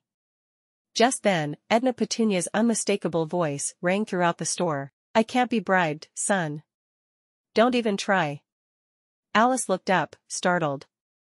Edna Petunia had flung the bouquet of flowers back at Mark. She was sniffing something in a tin and holding a box of chocolates at arm's length. Alice hoped Edna Petunia didn't want the chocolates. She would gladly take them. I'm not trying to bribe you, Mark explained patiently. I just wanted to bring you a little cheer since you and Alice work so hard to keep everything running smoothly here at the mercantile. Edna Petunia sniffed the tin. They look nice, and they smell nice, but something is a little bit strange about these. She pulled a peppermint stick out, examining it. Oh, wait. I know. To Mark's utter shock and horror, Edna Petunia pulled a handful of peppermint sticks out of the tin and shoved them down her blouse. Alice had to look away to keep from laughing. She felt bad for Mark. He knew that Edna Petunia was a little eccentric, but he had no idea just how wacky she could be. Edna Petunia couldn't interpret Mark's expression. She pulled a peppermint stick from her bosom. Would you like one? No, thank you, Mark managed to say. Louis came over from the front of the store, where he had been assisting a customer. Those are lovely flowers. Did you bring them, Mark? Yes, I did, Mark replied. I don't want them, Edna Petunia said. I'll keep the peppermint sticks.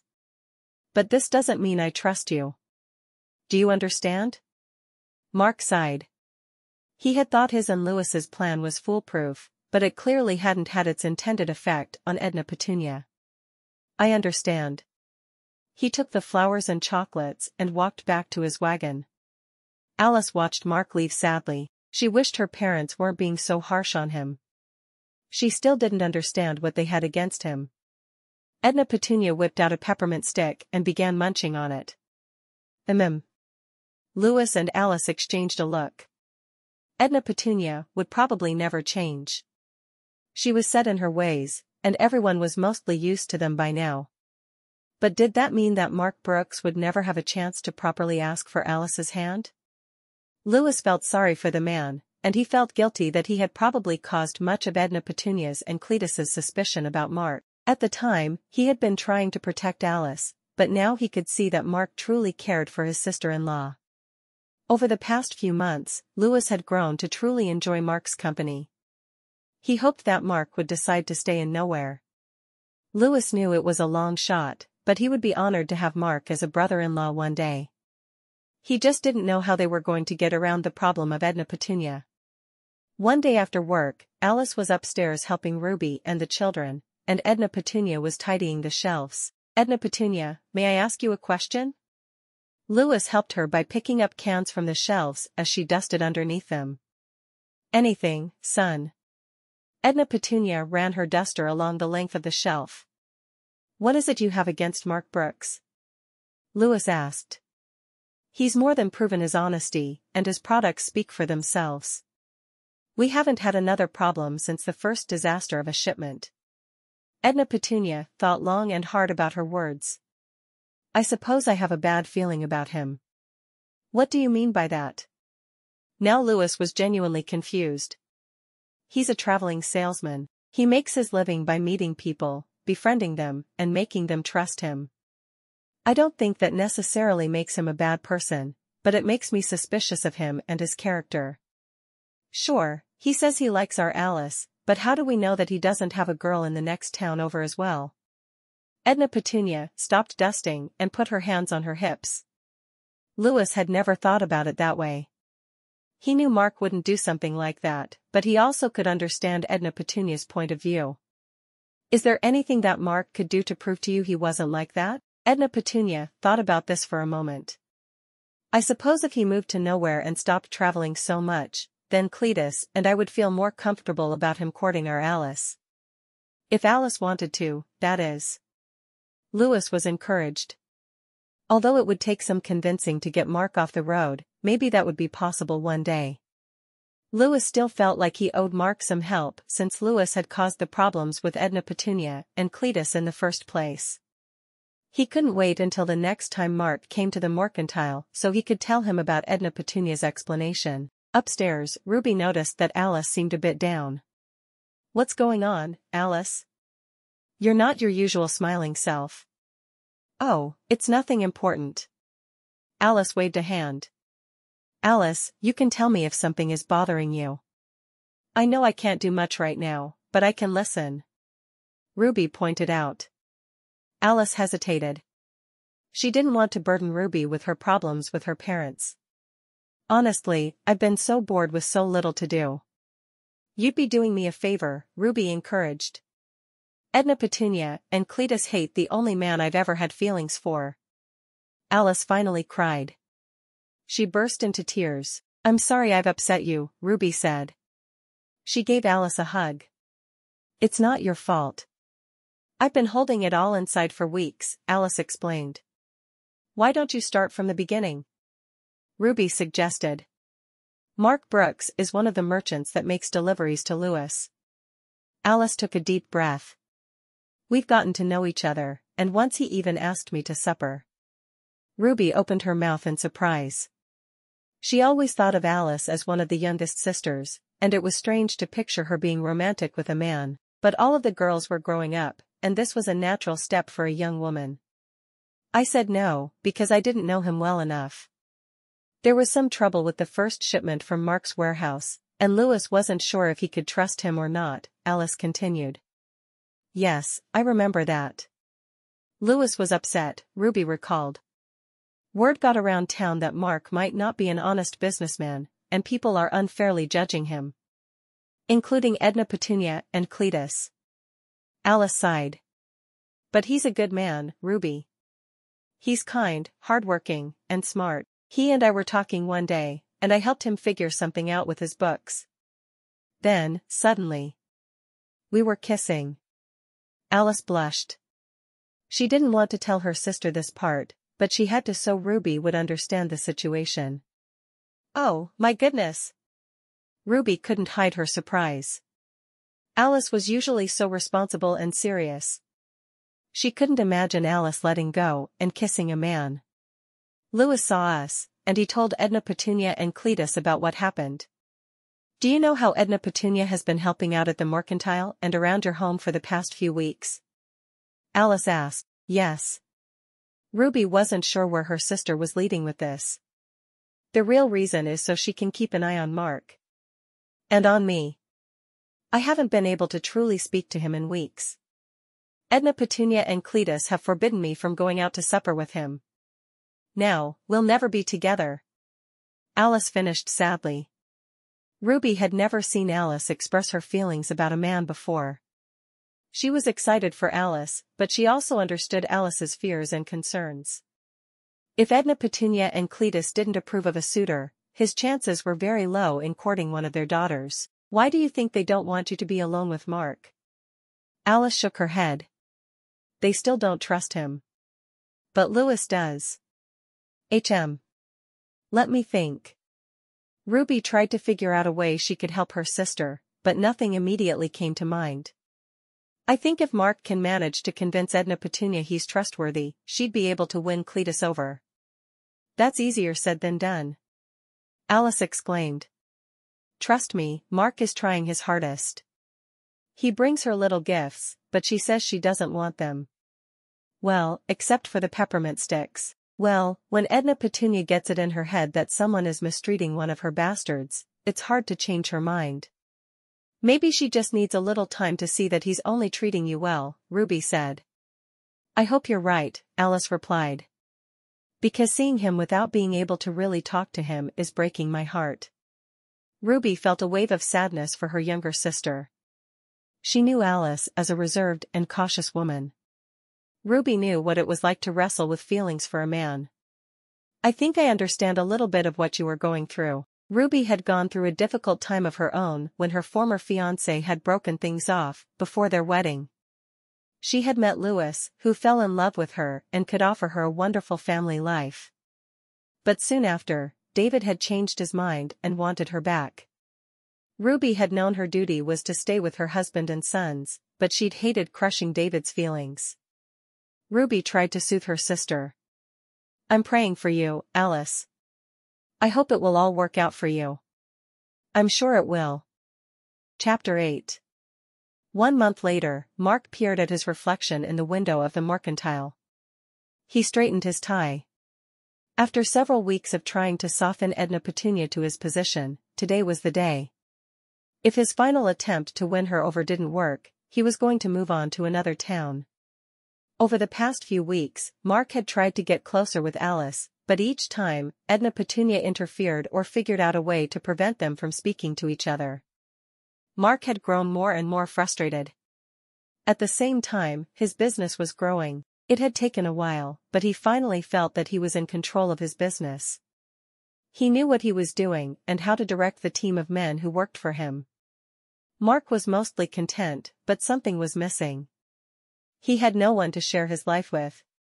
He longed to come home from a long day's work and be greeted by a woman who loved him and wanted to talk about all the things that had happened since the last time they'd seen each other. A hearty, delicious meal would be cooking on the stove when he got home, and they'd eat together as they relaxed. Mark sighed as he looked at his reflection. He knew what he wanted, but it seemed like his situation was hopeless. Mark took a deep breath and opened the door to the mercantile. Alice was helping a few clients, and he could see Louis in the back, doing paperwork.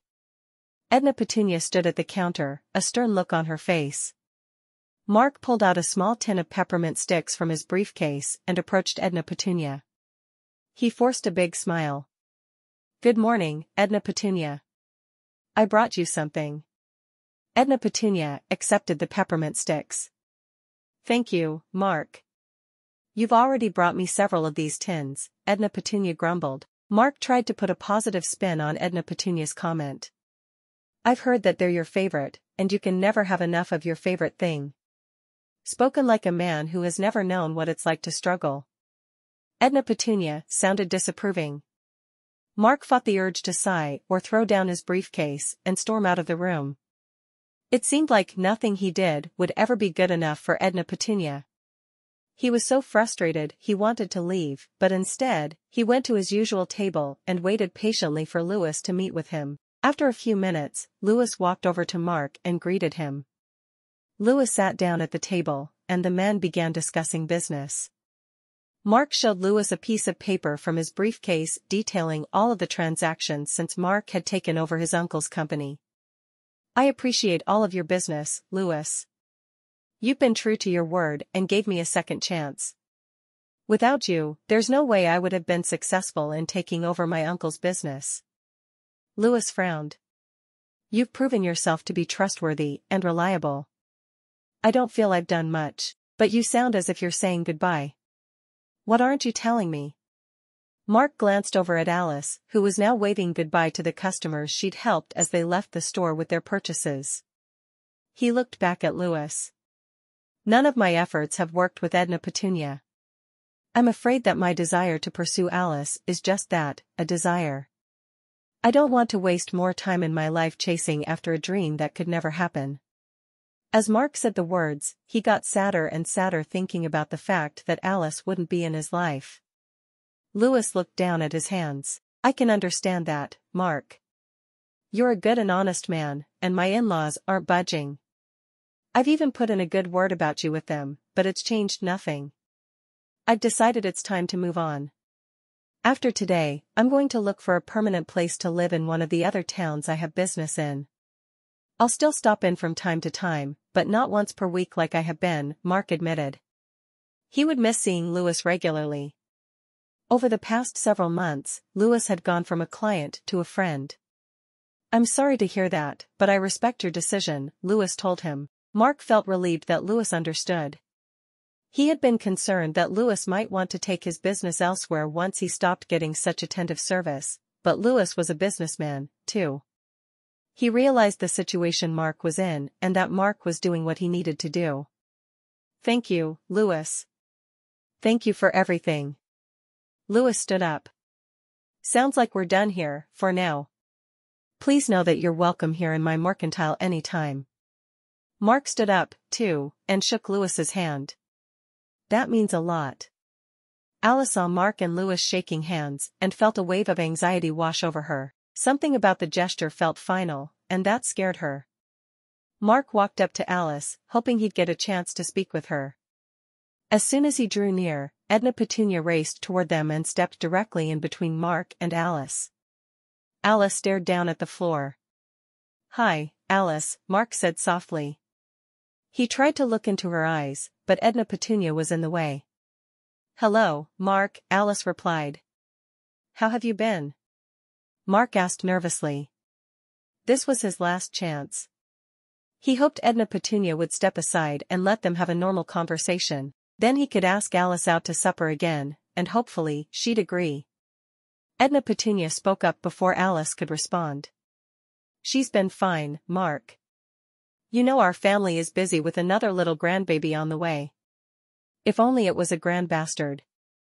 Mark looked befuddled, and Alice almost laughed, but bit her lip instead. What exactly does that mean? Mark asked. You don't want to know. Alice smiled.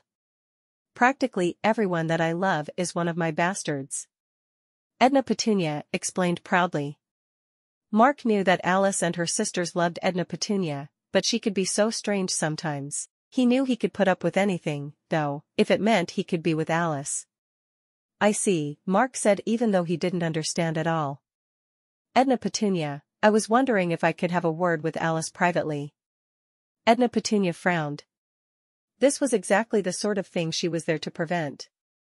Anything you have to say to my daughter, you can say in front of me. Alice's eyes filled with tears. They had been doing that a lot recently. Edna Petunia's attention was fixed on Mark. Mark sighed. Alice, I have business in other towns I need to attend to. I'm going to look for a place to live where I can settle down. One day, I hope to start a family. I had hoped nowhere would be the place that I did that. But now, it seems like that's not a good idea. I told Louis that means I'm not going to be able to stop here each week. Alice nodded. I'm sorry to hear that. We'll miss seeing you around here.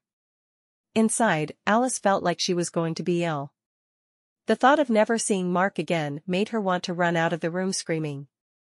She fought to keep her composure in front of Mark, Edna Petunia, and Louis. Just then, a couple walked into the mercantile. Alice, why don't you go and help them? Edna Petunia suggested. Alice wiped a tear from her eye carefully, so no one would notice she was crying. Yes, Edna Petunia. Alice hurried toward the customers so she could assist them.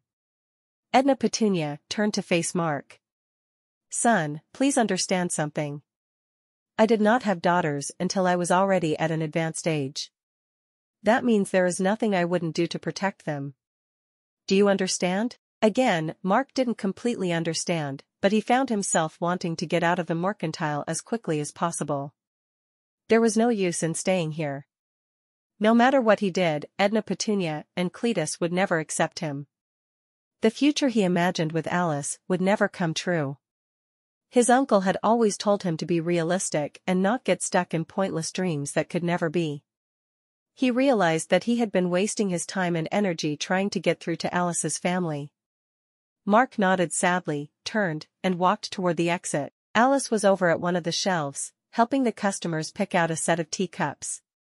Out of the corner of her eye, she saw Mark waving goodbye to her as he prepared to exit the mercantile.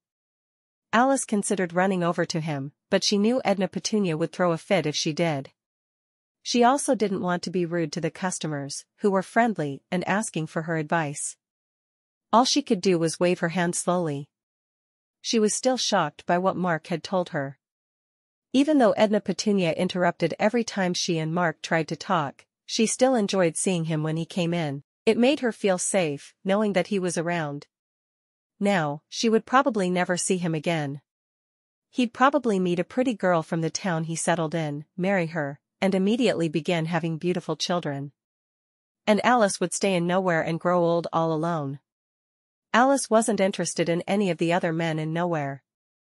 They didn't have a good head on their shoulders like Mark did. Alice tried to focus on what the customers were saying. "I like the pattern on this one." "Do you have any more like it?" one of the women asked, holding up a teacup with a pretty blue pattern. Alice looked at it closely. "Let me check. We received a shipment earlier today, and we might have a few more." She went to the back of the mercantile and wiped a few more tears from her face. She couldn't believe how emotional she was being. Alice liked things that made sense. This situation didn't make any sense at all. Alice found 2 boxes that hadn't been unpacked and carefully opened them. She found 2 more teacups in the pattern the customer liked and dusted them off. She brought them back out to the woman. "Oh, thank you, Alice." The woman admired the teacups. "I'll take them all." Alice helped her go to the counter and recorded her purchases in the ledger. The woman thanked her again. She and her friend exited the mercantile, and Alice leaned against the counter, feeling exhausted. It wasn't time to go home for the day, but she longed to curl up in bed and take a nap. Edna Petunia walked over and noticed Alice's long face. "Oh, sweet pea. I know why you're so upset." "You do?" Alice was unsure. "You thought that man was attractive." "Well, I'll admit, he's quite a looker. He'll produce fine bastards one day with someone," Edna Petunia explained. "I don't know if you're using that term," Alice began. "But the point is, looks aren't everything. You need someone with a good sense of responsibility and strong integrity." "A man like Cletus," Edna Petunia said dreamily. "I understand what you're saying, Edna Petunia.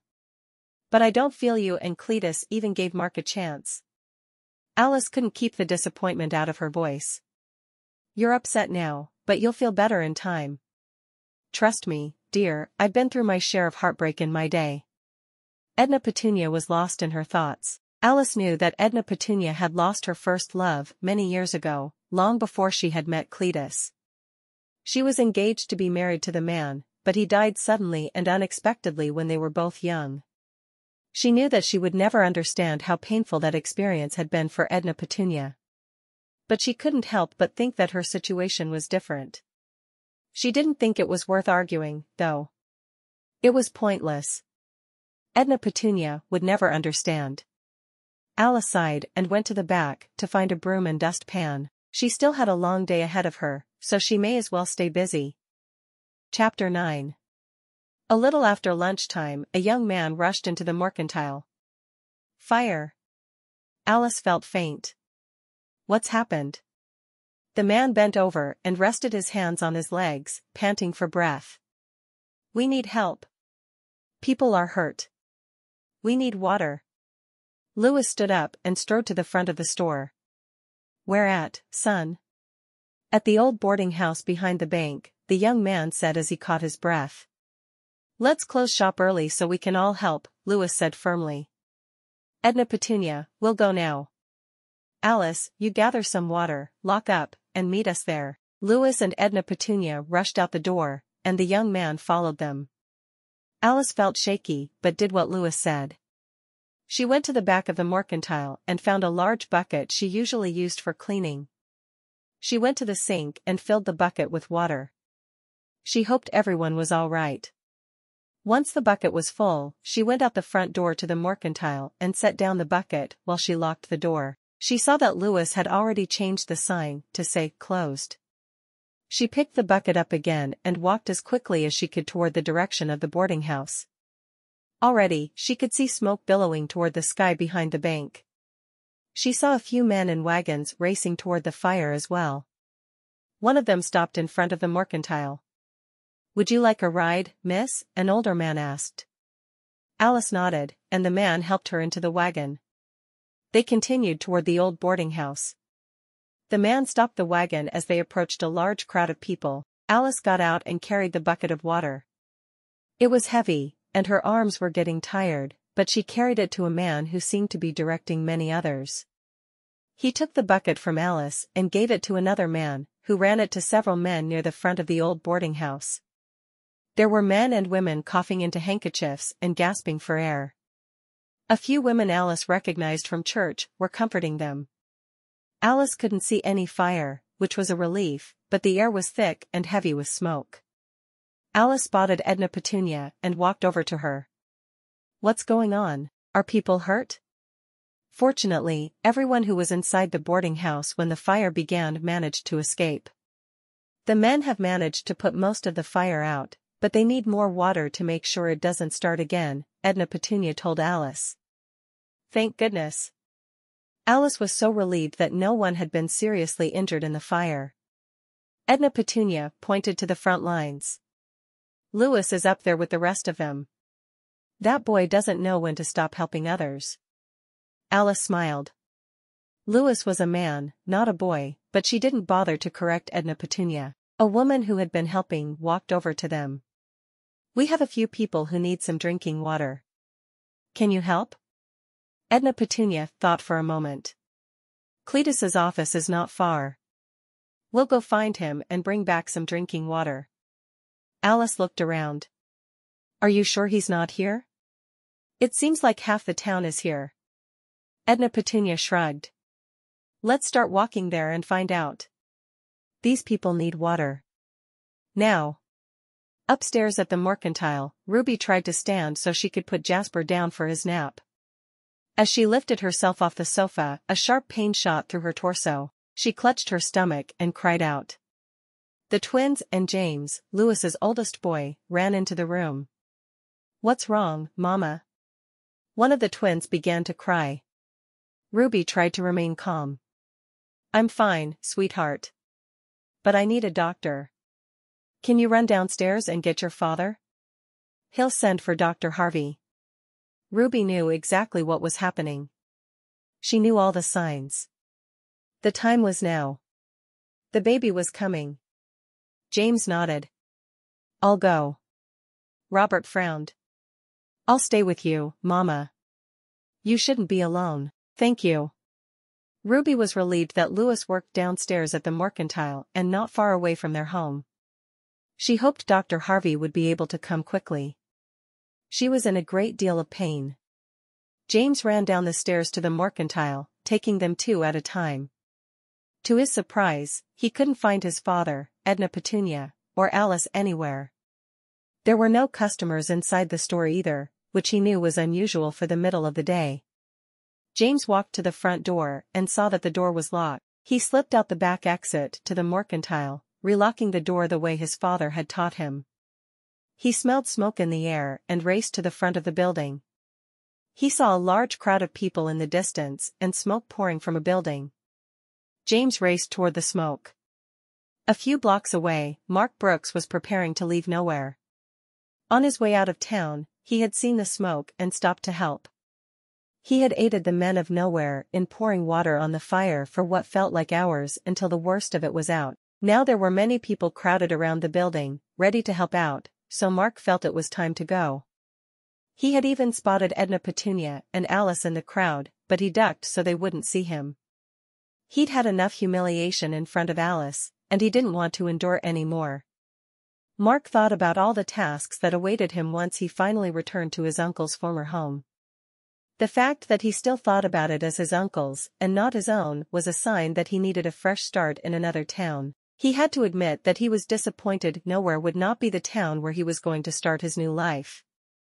He had been impressed by how quickly the citizens had come together to fight the fire. As the horses carried the wagon through town, Mark spotted a familiar-seeming young boy running through the streets, shouting for help. Mark slowed the horses to pull up next to the boy. "What's wrong, son?" James was grateful the older man had stopped for him. "I need to get my father.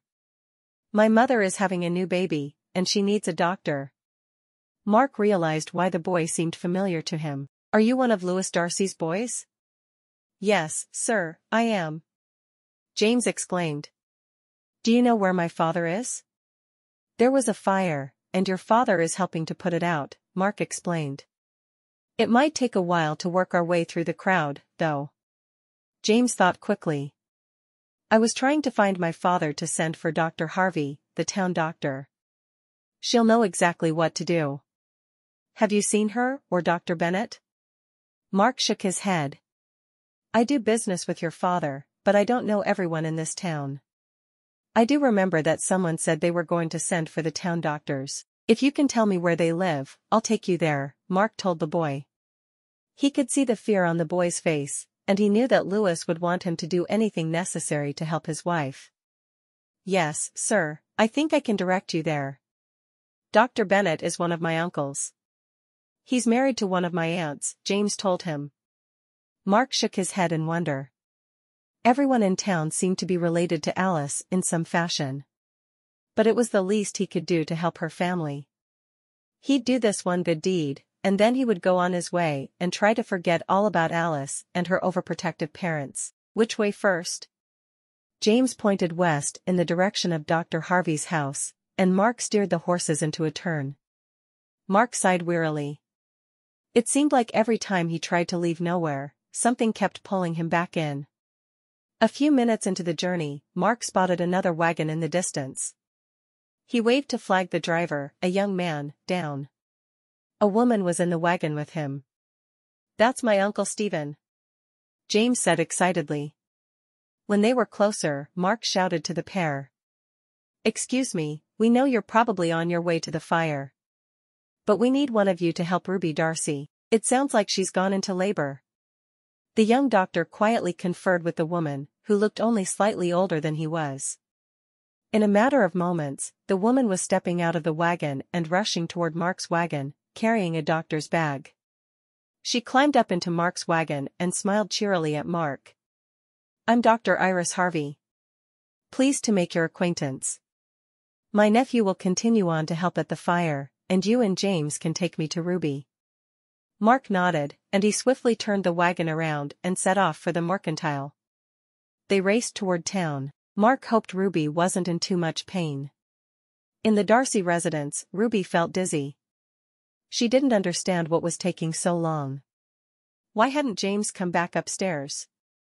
Where were Louis, Edna Petunia, and Alice? She had thought that at least one of them would come upstairs to help her and the children while the other went to find Dr. Harvey. Ruby wasn't afraid of childbirth. She had been through it enough times that she knew what to expect and knew that her body could handle it. But she was afraid of facing it alone, with no one in the house but her young children. The twins were huddled in the corner, quietly talking to themselves. Jasper had come in and brought Ruby a blanket, which she'd rolled up and placed beneath her head and shoulders for comfort. Her labor pains were getting closer and closer together now, and she knew the baby was coming quickly. Outside, Mark pulled the horses to a halt in front of the mercantile. James and Dr. Harvey jumped out, and James led her around the side of the mercantile to the back entrance. As Mark parked the wagon, James unlocked the door, and Dr. Harvey raced into the mercantile and up the stairs. She had been to the Darcy residence before and knew exactly where to go. As she neared the top of the stairs, Dr. Harvey called out to Ruby. It's Dr. Harvey. I'm coming in. She gently pushed open the door and rushed through the rooms until she saw Ruby, stretched out on the sofa, clutching her stomach in pain. A cool wave of relief washed over Ruby. She immediately felt safe and peaceful once she knew Dr. Harvey was there. The woman had been taking care of Ruby and her sisters ever since they had arrived in Nowhere. Edna Petunia and Dr. Harvey had worked together for years and had actually moved to Nowhere together from Seattle. Dr. Harvey was practically family. Dr. Harvey smiled at the twins and Jasper. You all have been so wonderful, helping your mother. I'll take things over from here. James, can you help me get Ruby into the bedroom? James and Dr. Harvey carefully helped Ruby stand up. She was still wincing in pain but bit her lip to keep from crying out. Together, they walked with her into the bedroom, and she laid down on the bed. Dr. Harvey quietly asked James for a list of things to help with the birth. James rushed off to prepare them. Mark stood outside the mercantile awkwardly. He hadn't even met Ruby Darcy, so he wasn't about to go inside and wait in her home while Dr. Harvey delivered her baby. He realized that Louis still had no idea what was going on, so he climbed back into his wagon and set off for the old boarding house. When he arrived, the fire was mercifully out, but the crowd was still there. They conversed loudly, huddled around a few people with blankets wrapped around their shoulders, sipping from small cups of water. Dr. Bennett examined them one by one, holding a stethoscope to each person's chest and waiting for him or her to inhale and exhale. Mark parked the wagon, tied up his horses, and made his way through the group of people until he found Louis. He put his hand on the man's shoulder. "Louis, you need to get back to the mercantile." Louis's face wore a concerned expression. "What is it? Is it one of the children?" "Ruby's gone into labor," Mark explained. "I know you came here on foot, so I'll take you back." "She is? I didn't think the baby was due for at least a few more weeks," Louis said nervously. "Dr. Harvey's with her now," Mark said, hoping he could reassure his friend. Mark felt uncomfortable knowing so many details about Ruby's condition, but he also knew it was important to get Louis back to his wife. "Thank you, Mark. I thought you'd left town already," Louis exclaimed as Mark led him to his wagon. "I was trying to." Mark began but trailed off. That didn't matter. All that mattered was getting Louis back to help his wife and family. Once again, Mark pulled the wagon up in front of the mercantile. "I don't know how I can ever thank you, Mark," Louis said gratefully. Mark grinned. "Get in there. Go on, I'll be fine." Louis nodded and rushed around to the back of the mercantile, finding that the back entrance was already unlocked. He hurried up the stairs to find James playing with his younger children in the living room. Jasper broke out into a huge smile. "Daddy." Outside, Mark looked back and forth between the main street of nowhere and the mercantile. He'd had an idea, but he wasn't sure about it at all. It was probably a terrible idea, motivated by the day's unexpected events. He shook his head. He should just leave town, like he'd been trying to do all day. Just as he was about to take off again, he changed his mind. He carefully stepped out of the wagon and walked toward the mercantile. He pulled 2 small envelopes from his pocket and slipped them under the front door of the closed mercantile. He knew it wasn't going to make a difference in his situation, but it would make him feel better to express all the things he had been trying to say. Satisfied, Mark went back into his wagon and set off for his uncle's home. Inside the mercantile, Dr. Harvey handed a crying baby boy to Ruby. "Congratulations, Ruby. He's beautiful." Ruby held her new son in her arms, marveling at how tiny he was.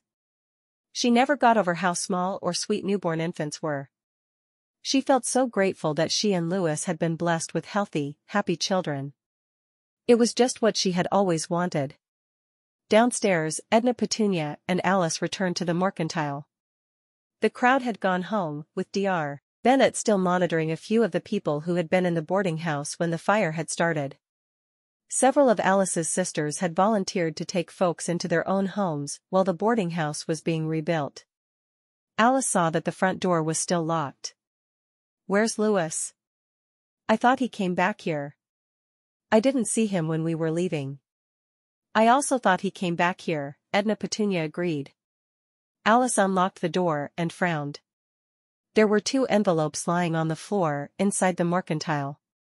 She bent down and picked them up, then walked inside. She turned back to Edna Petunia. "They're for us."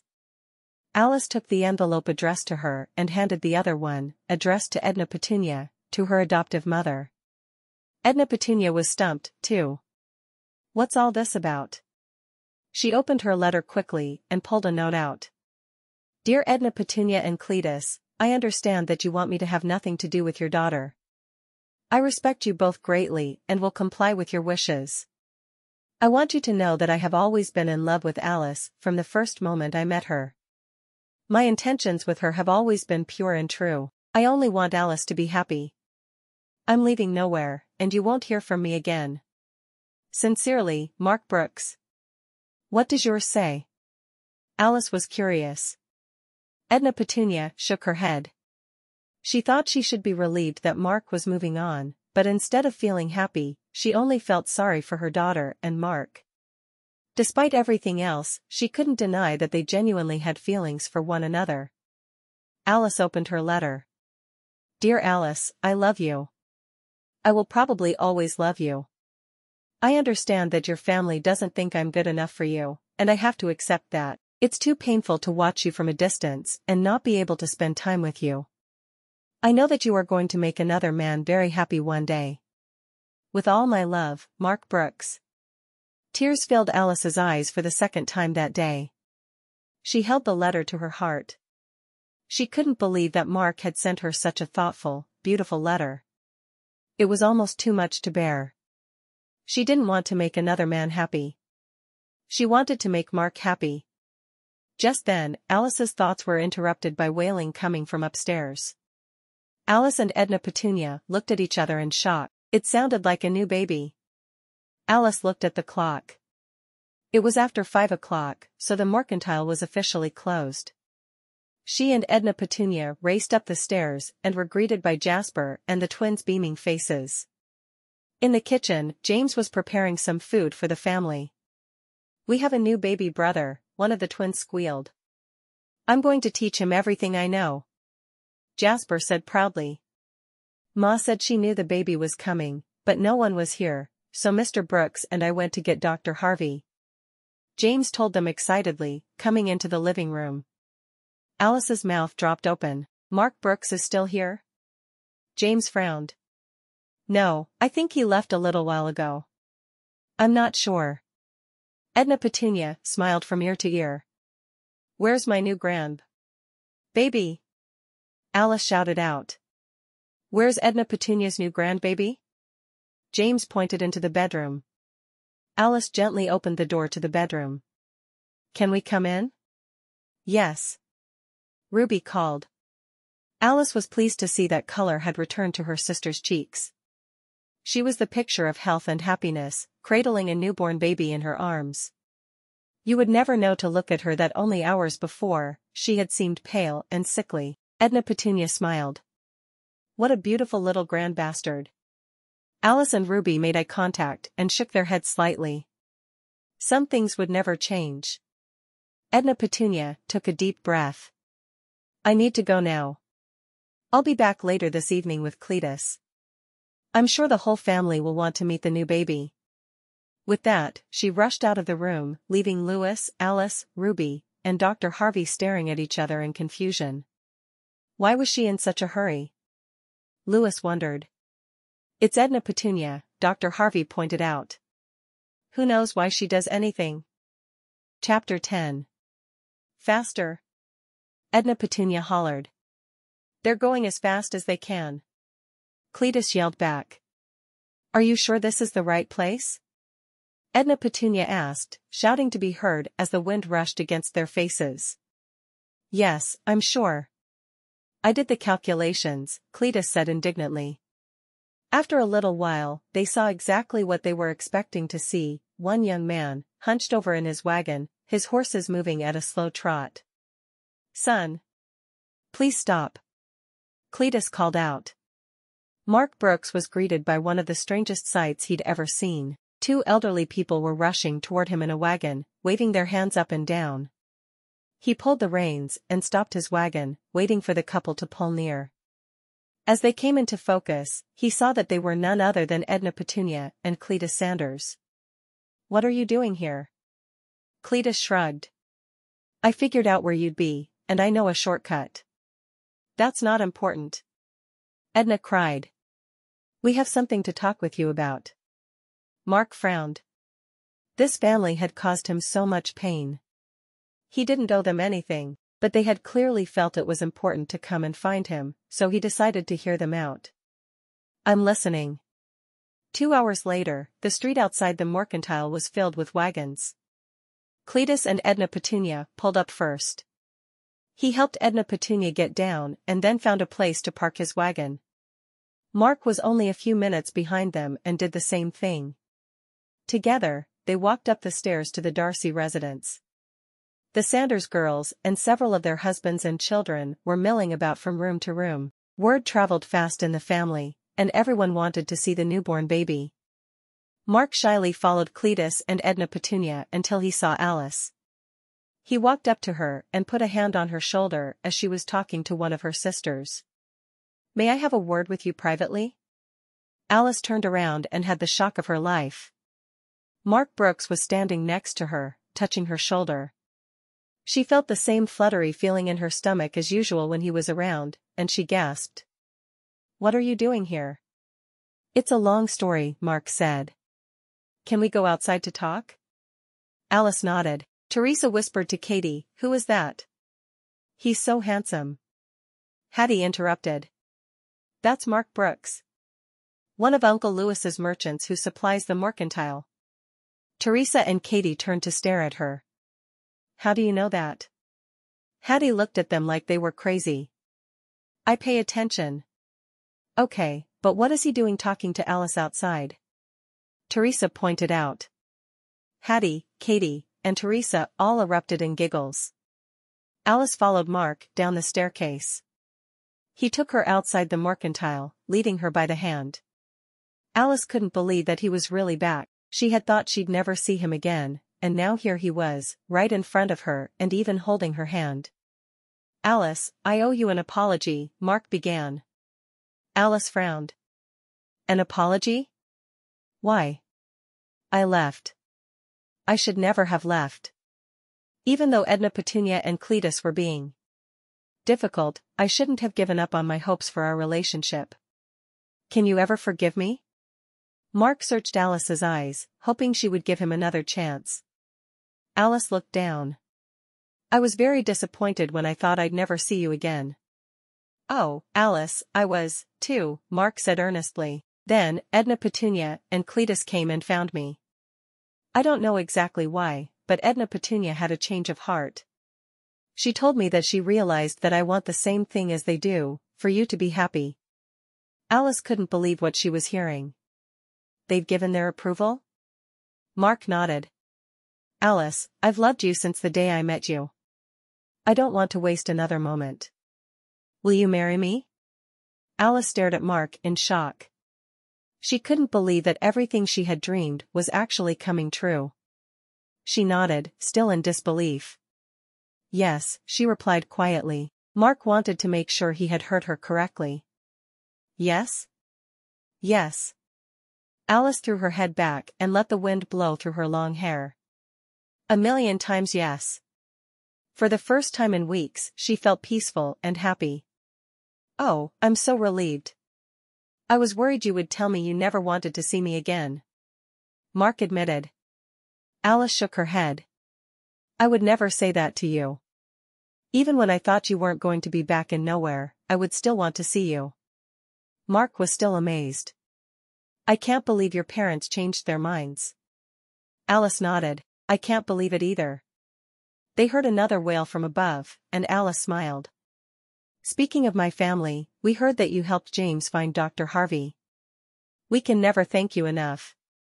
"I suppose soon enough, I'll be family, too." Mark grinned. "No need to thank me." Alice shivered in the early evening air. "Are you cold?" Mark asked, concerned. The air was warm and humid. He put his arm around her. "I think I'm just exhausted," Alice admitted. "It's been quite a day." "You're right about that," Mark said. "I also can't believe I get to spend the rest of my life with you," Alice exclaimed. She was still reeling from everything that had happened that day. "I can't either," Mark agreed. "When do you think we should marry?" "I hope it's soon." Alice felt embarrassed as soon as she realized what she'd implied. "Trust me, I hope it's soon, too. There are some wifely duties that I think you'll be excellent at," Mark teased. Alice blushed bright red and looked down. "I don't know. I'm worried that I might not know what to do. But I want that, too. The most important thing is that we'll be together." We'll figure things out as we go along, Mark reassured her. Alice smiled. She felt wonderful being in Mark's arms, like she could do anything. All the fantasies she'd had about their life together came rushing back to her. I wish we could get married tonight, Alice blurted. Mark laughed. Trust me, I'd want nothing more than that. But where would we find a minister at this time of night? Just then, they heard someone calling out from the front of the mercantile. Hello? Can someone let me in? Alice and Mark walked around the building to the main street. Micah Barton, Sarah Jane's husband and the town minister, had come to see the new baby. Alice's face lit up. I have an idea. 1 hour later, Carter and Jed, two of Alice's brothers-in-law, had moved aside the shelves of the mercantile to form an aisle. Cletus walked slowly down the aisle, Alice on his arm, as Edna Petunia watched proudly. Alice wore Ruby's veil and wedding dress. It had belonged to Cassie Hayes, the matron who had brought the orphans to Texas, and it just so happened that Ruby was holding it at the mercantile for her for safekeeping, and she was pleased to have any of the girls wear it. The bride carried a fresh bouquet of flowers that her sister Dorothy had brought for Ruby. When Alice had explained her plan, the entire family had banded together to make all the arrangements for a wedding. I'm so grateful to be here today, bringing together these two people who are so in love that they couldn't wait to share their joy with all of you. Micah blessed the entire family, especially Ruby and Louis's newborn baby, and the new couple. I look forward to welcoming Mark into the family just as all of you have already welcomed me. We'll try not to quiz you on everyone's names, because there are a lot of us. Everyone laughed. As they exchanged vows, Alice's eyes were shiny with tears. She couldn't believe her luck. Mark was so much more than a romantic interest. He was her life partner, and there were so many exciting adventures in their future together. Mark was thrilled as he looked at his bride. She was poised, kind, and intelligent, all of the traits he valued. And she was also stunningly beautiful, which didn't hurt. He couldn't wait to start a family with Alice. Their children would be fortunate to have such a strong, smart woman as their mother. As Micah pronounced them man and wife, Alice and Mark beamed as they stared at each other. After the ceremony, most of Alice's sisters disappeared upstairs to the kitchen while Ruby and the new baby rested in the bedroom. A short while later, Dorothy came down the stairs with freshly baked cookies. There's more coming, Dorothy promised. Edna Petunia offered everyone peppermint sticks, but no one was interested. She pulled one out of her bosom and began to eat it, smiling from ear to ear. Edna Petunia, I'm surprised, Opal admitted. I thought you'd want to plan an elaborate wedding for Alice. Or at least try to stop her from getting married immediately. I thought you liked long engagements. Edna Petunia waved her hands. No. To be truthful, I'm a little tired of lace and flowers and all of that nonsense. What's most important is that my family is healthy and happy. Opal found Edna Petunia's answer to be unusually simple and logical. But then Edna Petunia walked over to Cletus and swatted him on the bottom. Plus, the less time I spend planning weddings, the more time Cletus and I have to play hide the pickle. Cletus and most of her daughters laughed, but Alice felt mortified. Fortunately, after his initial surprise wore off, Mark joined in on the laughter. Edna Petunia was delighted. You two will know what that's like soon enough. Now, I didn't pressure you about the wedding, but you can't blame me for wanting more grand bastards. You two had better get started on your marital activities quickly. Alice felt her cheeks heating up, and Mark wrapped his arm around her. Some things are best left private, but I think it's safe to say we're both eager to start a family. Alice smiled at her new husband. He knew the exact right thing to say to make her feel comfortable. It was amazing how quickly he was already getting along with her family. Alice gazed around the room. She could never have predicted that her wedding day would look like this, a scattered crowd of relatives in the middle of her place of employment after a day in which her youngest nephew was born and there was a fire in town. Though it wasn't what she had expected, she was so happy that everything had worked out exactly the way it was meant to be. Epilogue. Alice soothed her baby nephew, rocking him back and forth as she walked through Ruby's bedroom. She was glad that she and Mark had decided she would continue helping out at the mercantile. She knew she wouldn't be able to do it forever, but for now, it was nice to be around her sister and her family. Alice hoped that she would be just as good of a mother as Ruby was. She rested a hand on her stomach. It was still flat, but she and Mark knew about the child that was already growing inside of her. Dr. Harvey had said that in a few short months, their family of 2 would become a family of 3. Alice hadn't told the rest of the family yet because for now, she and Mark were keeping this wonderful little secret to themselves. Alice knew her family would be very excited for them, but she also enjoyed having something that only she and her husband knew about. With so many men, women, and children in the family, it was nice to have a little privacy. She and Mark were planning to tell the family in a few weekends when the family gathered to celebrate Alice's birthday. She couldn't wait to ask her sisters for their advice. She felt fine so far, but she knew that the months ahead would be challenging and draining. For now, while she still had a lot of energy, she was focused on making her house her own. Mark had purchased a small plot of land less than a mile from the mercantile. With the help of the other Sanders family brothers-in-law, they had built a wonderful house with several bedrooms. When Edna Petunia had seen the house, she had clapped her hands in excitement. "You two must really be enjoying your marital activities. It looks like you're planning to fill this house with babies." Alice had laughed and blushed, but it was true. Alice and Mark hoped to have a house full of children. They loved each other, their family, and their community in Nowhere. They couldn't wait to share the life they'd built with their children. "Shoo," Alice whispered to her nephew. "It will all be all right." She went out into the living room and looked out the window at the sun shining down onto the streets of Nowhere. It was a beautiful day, and everything was right with her world.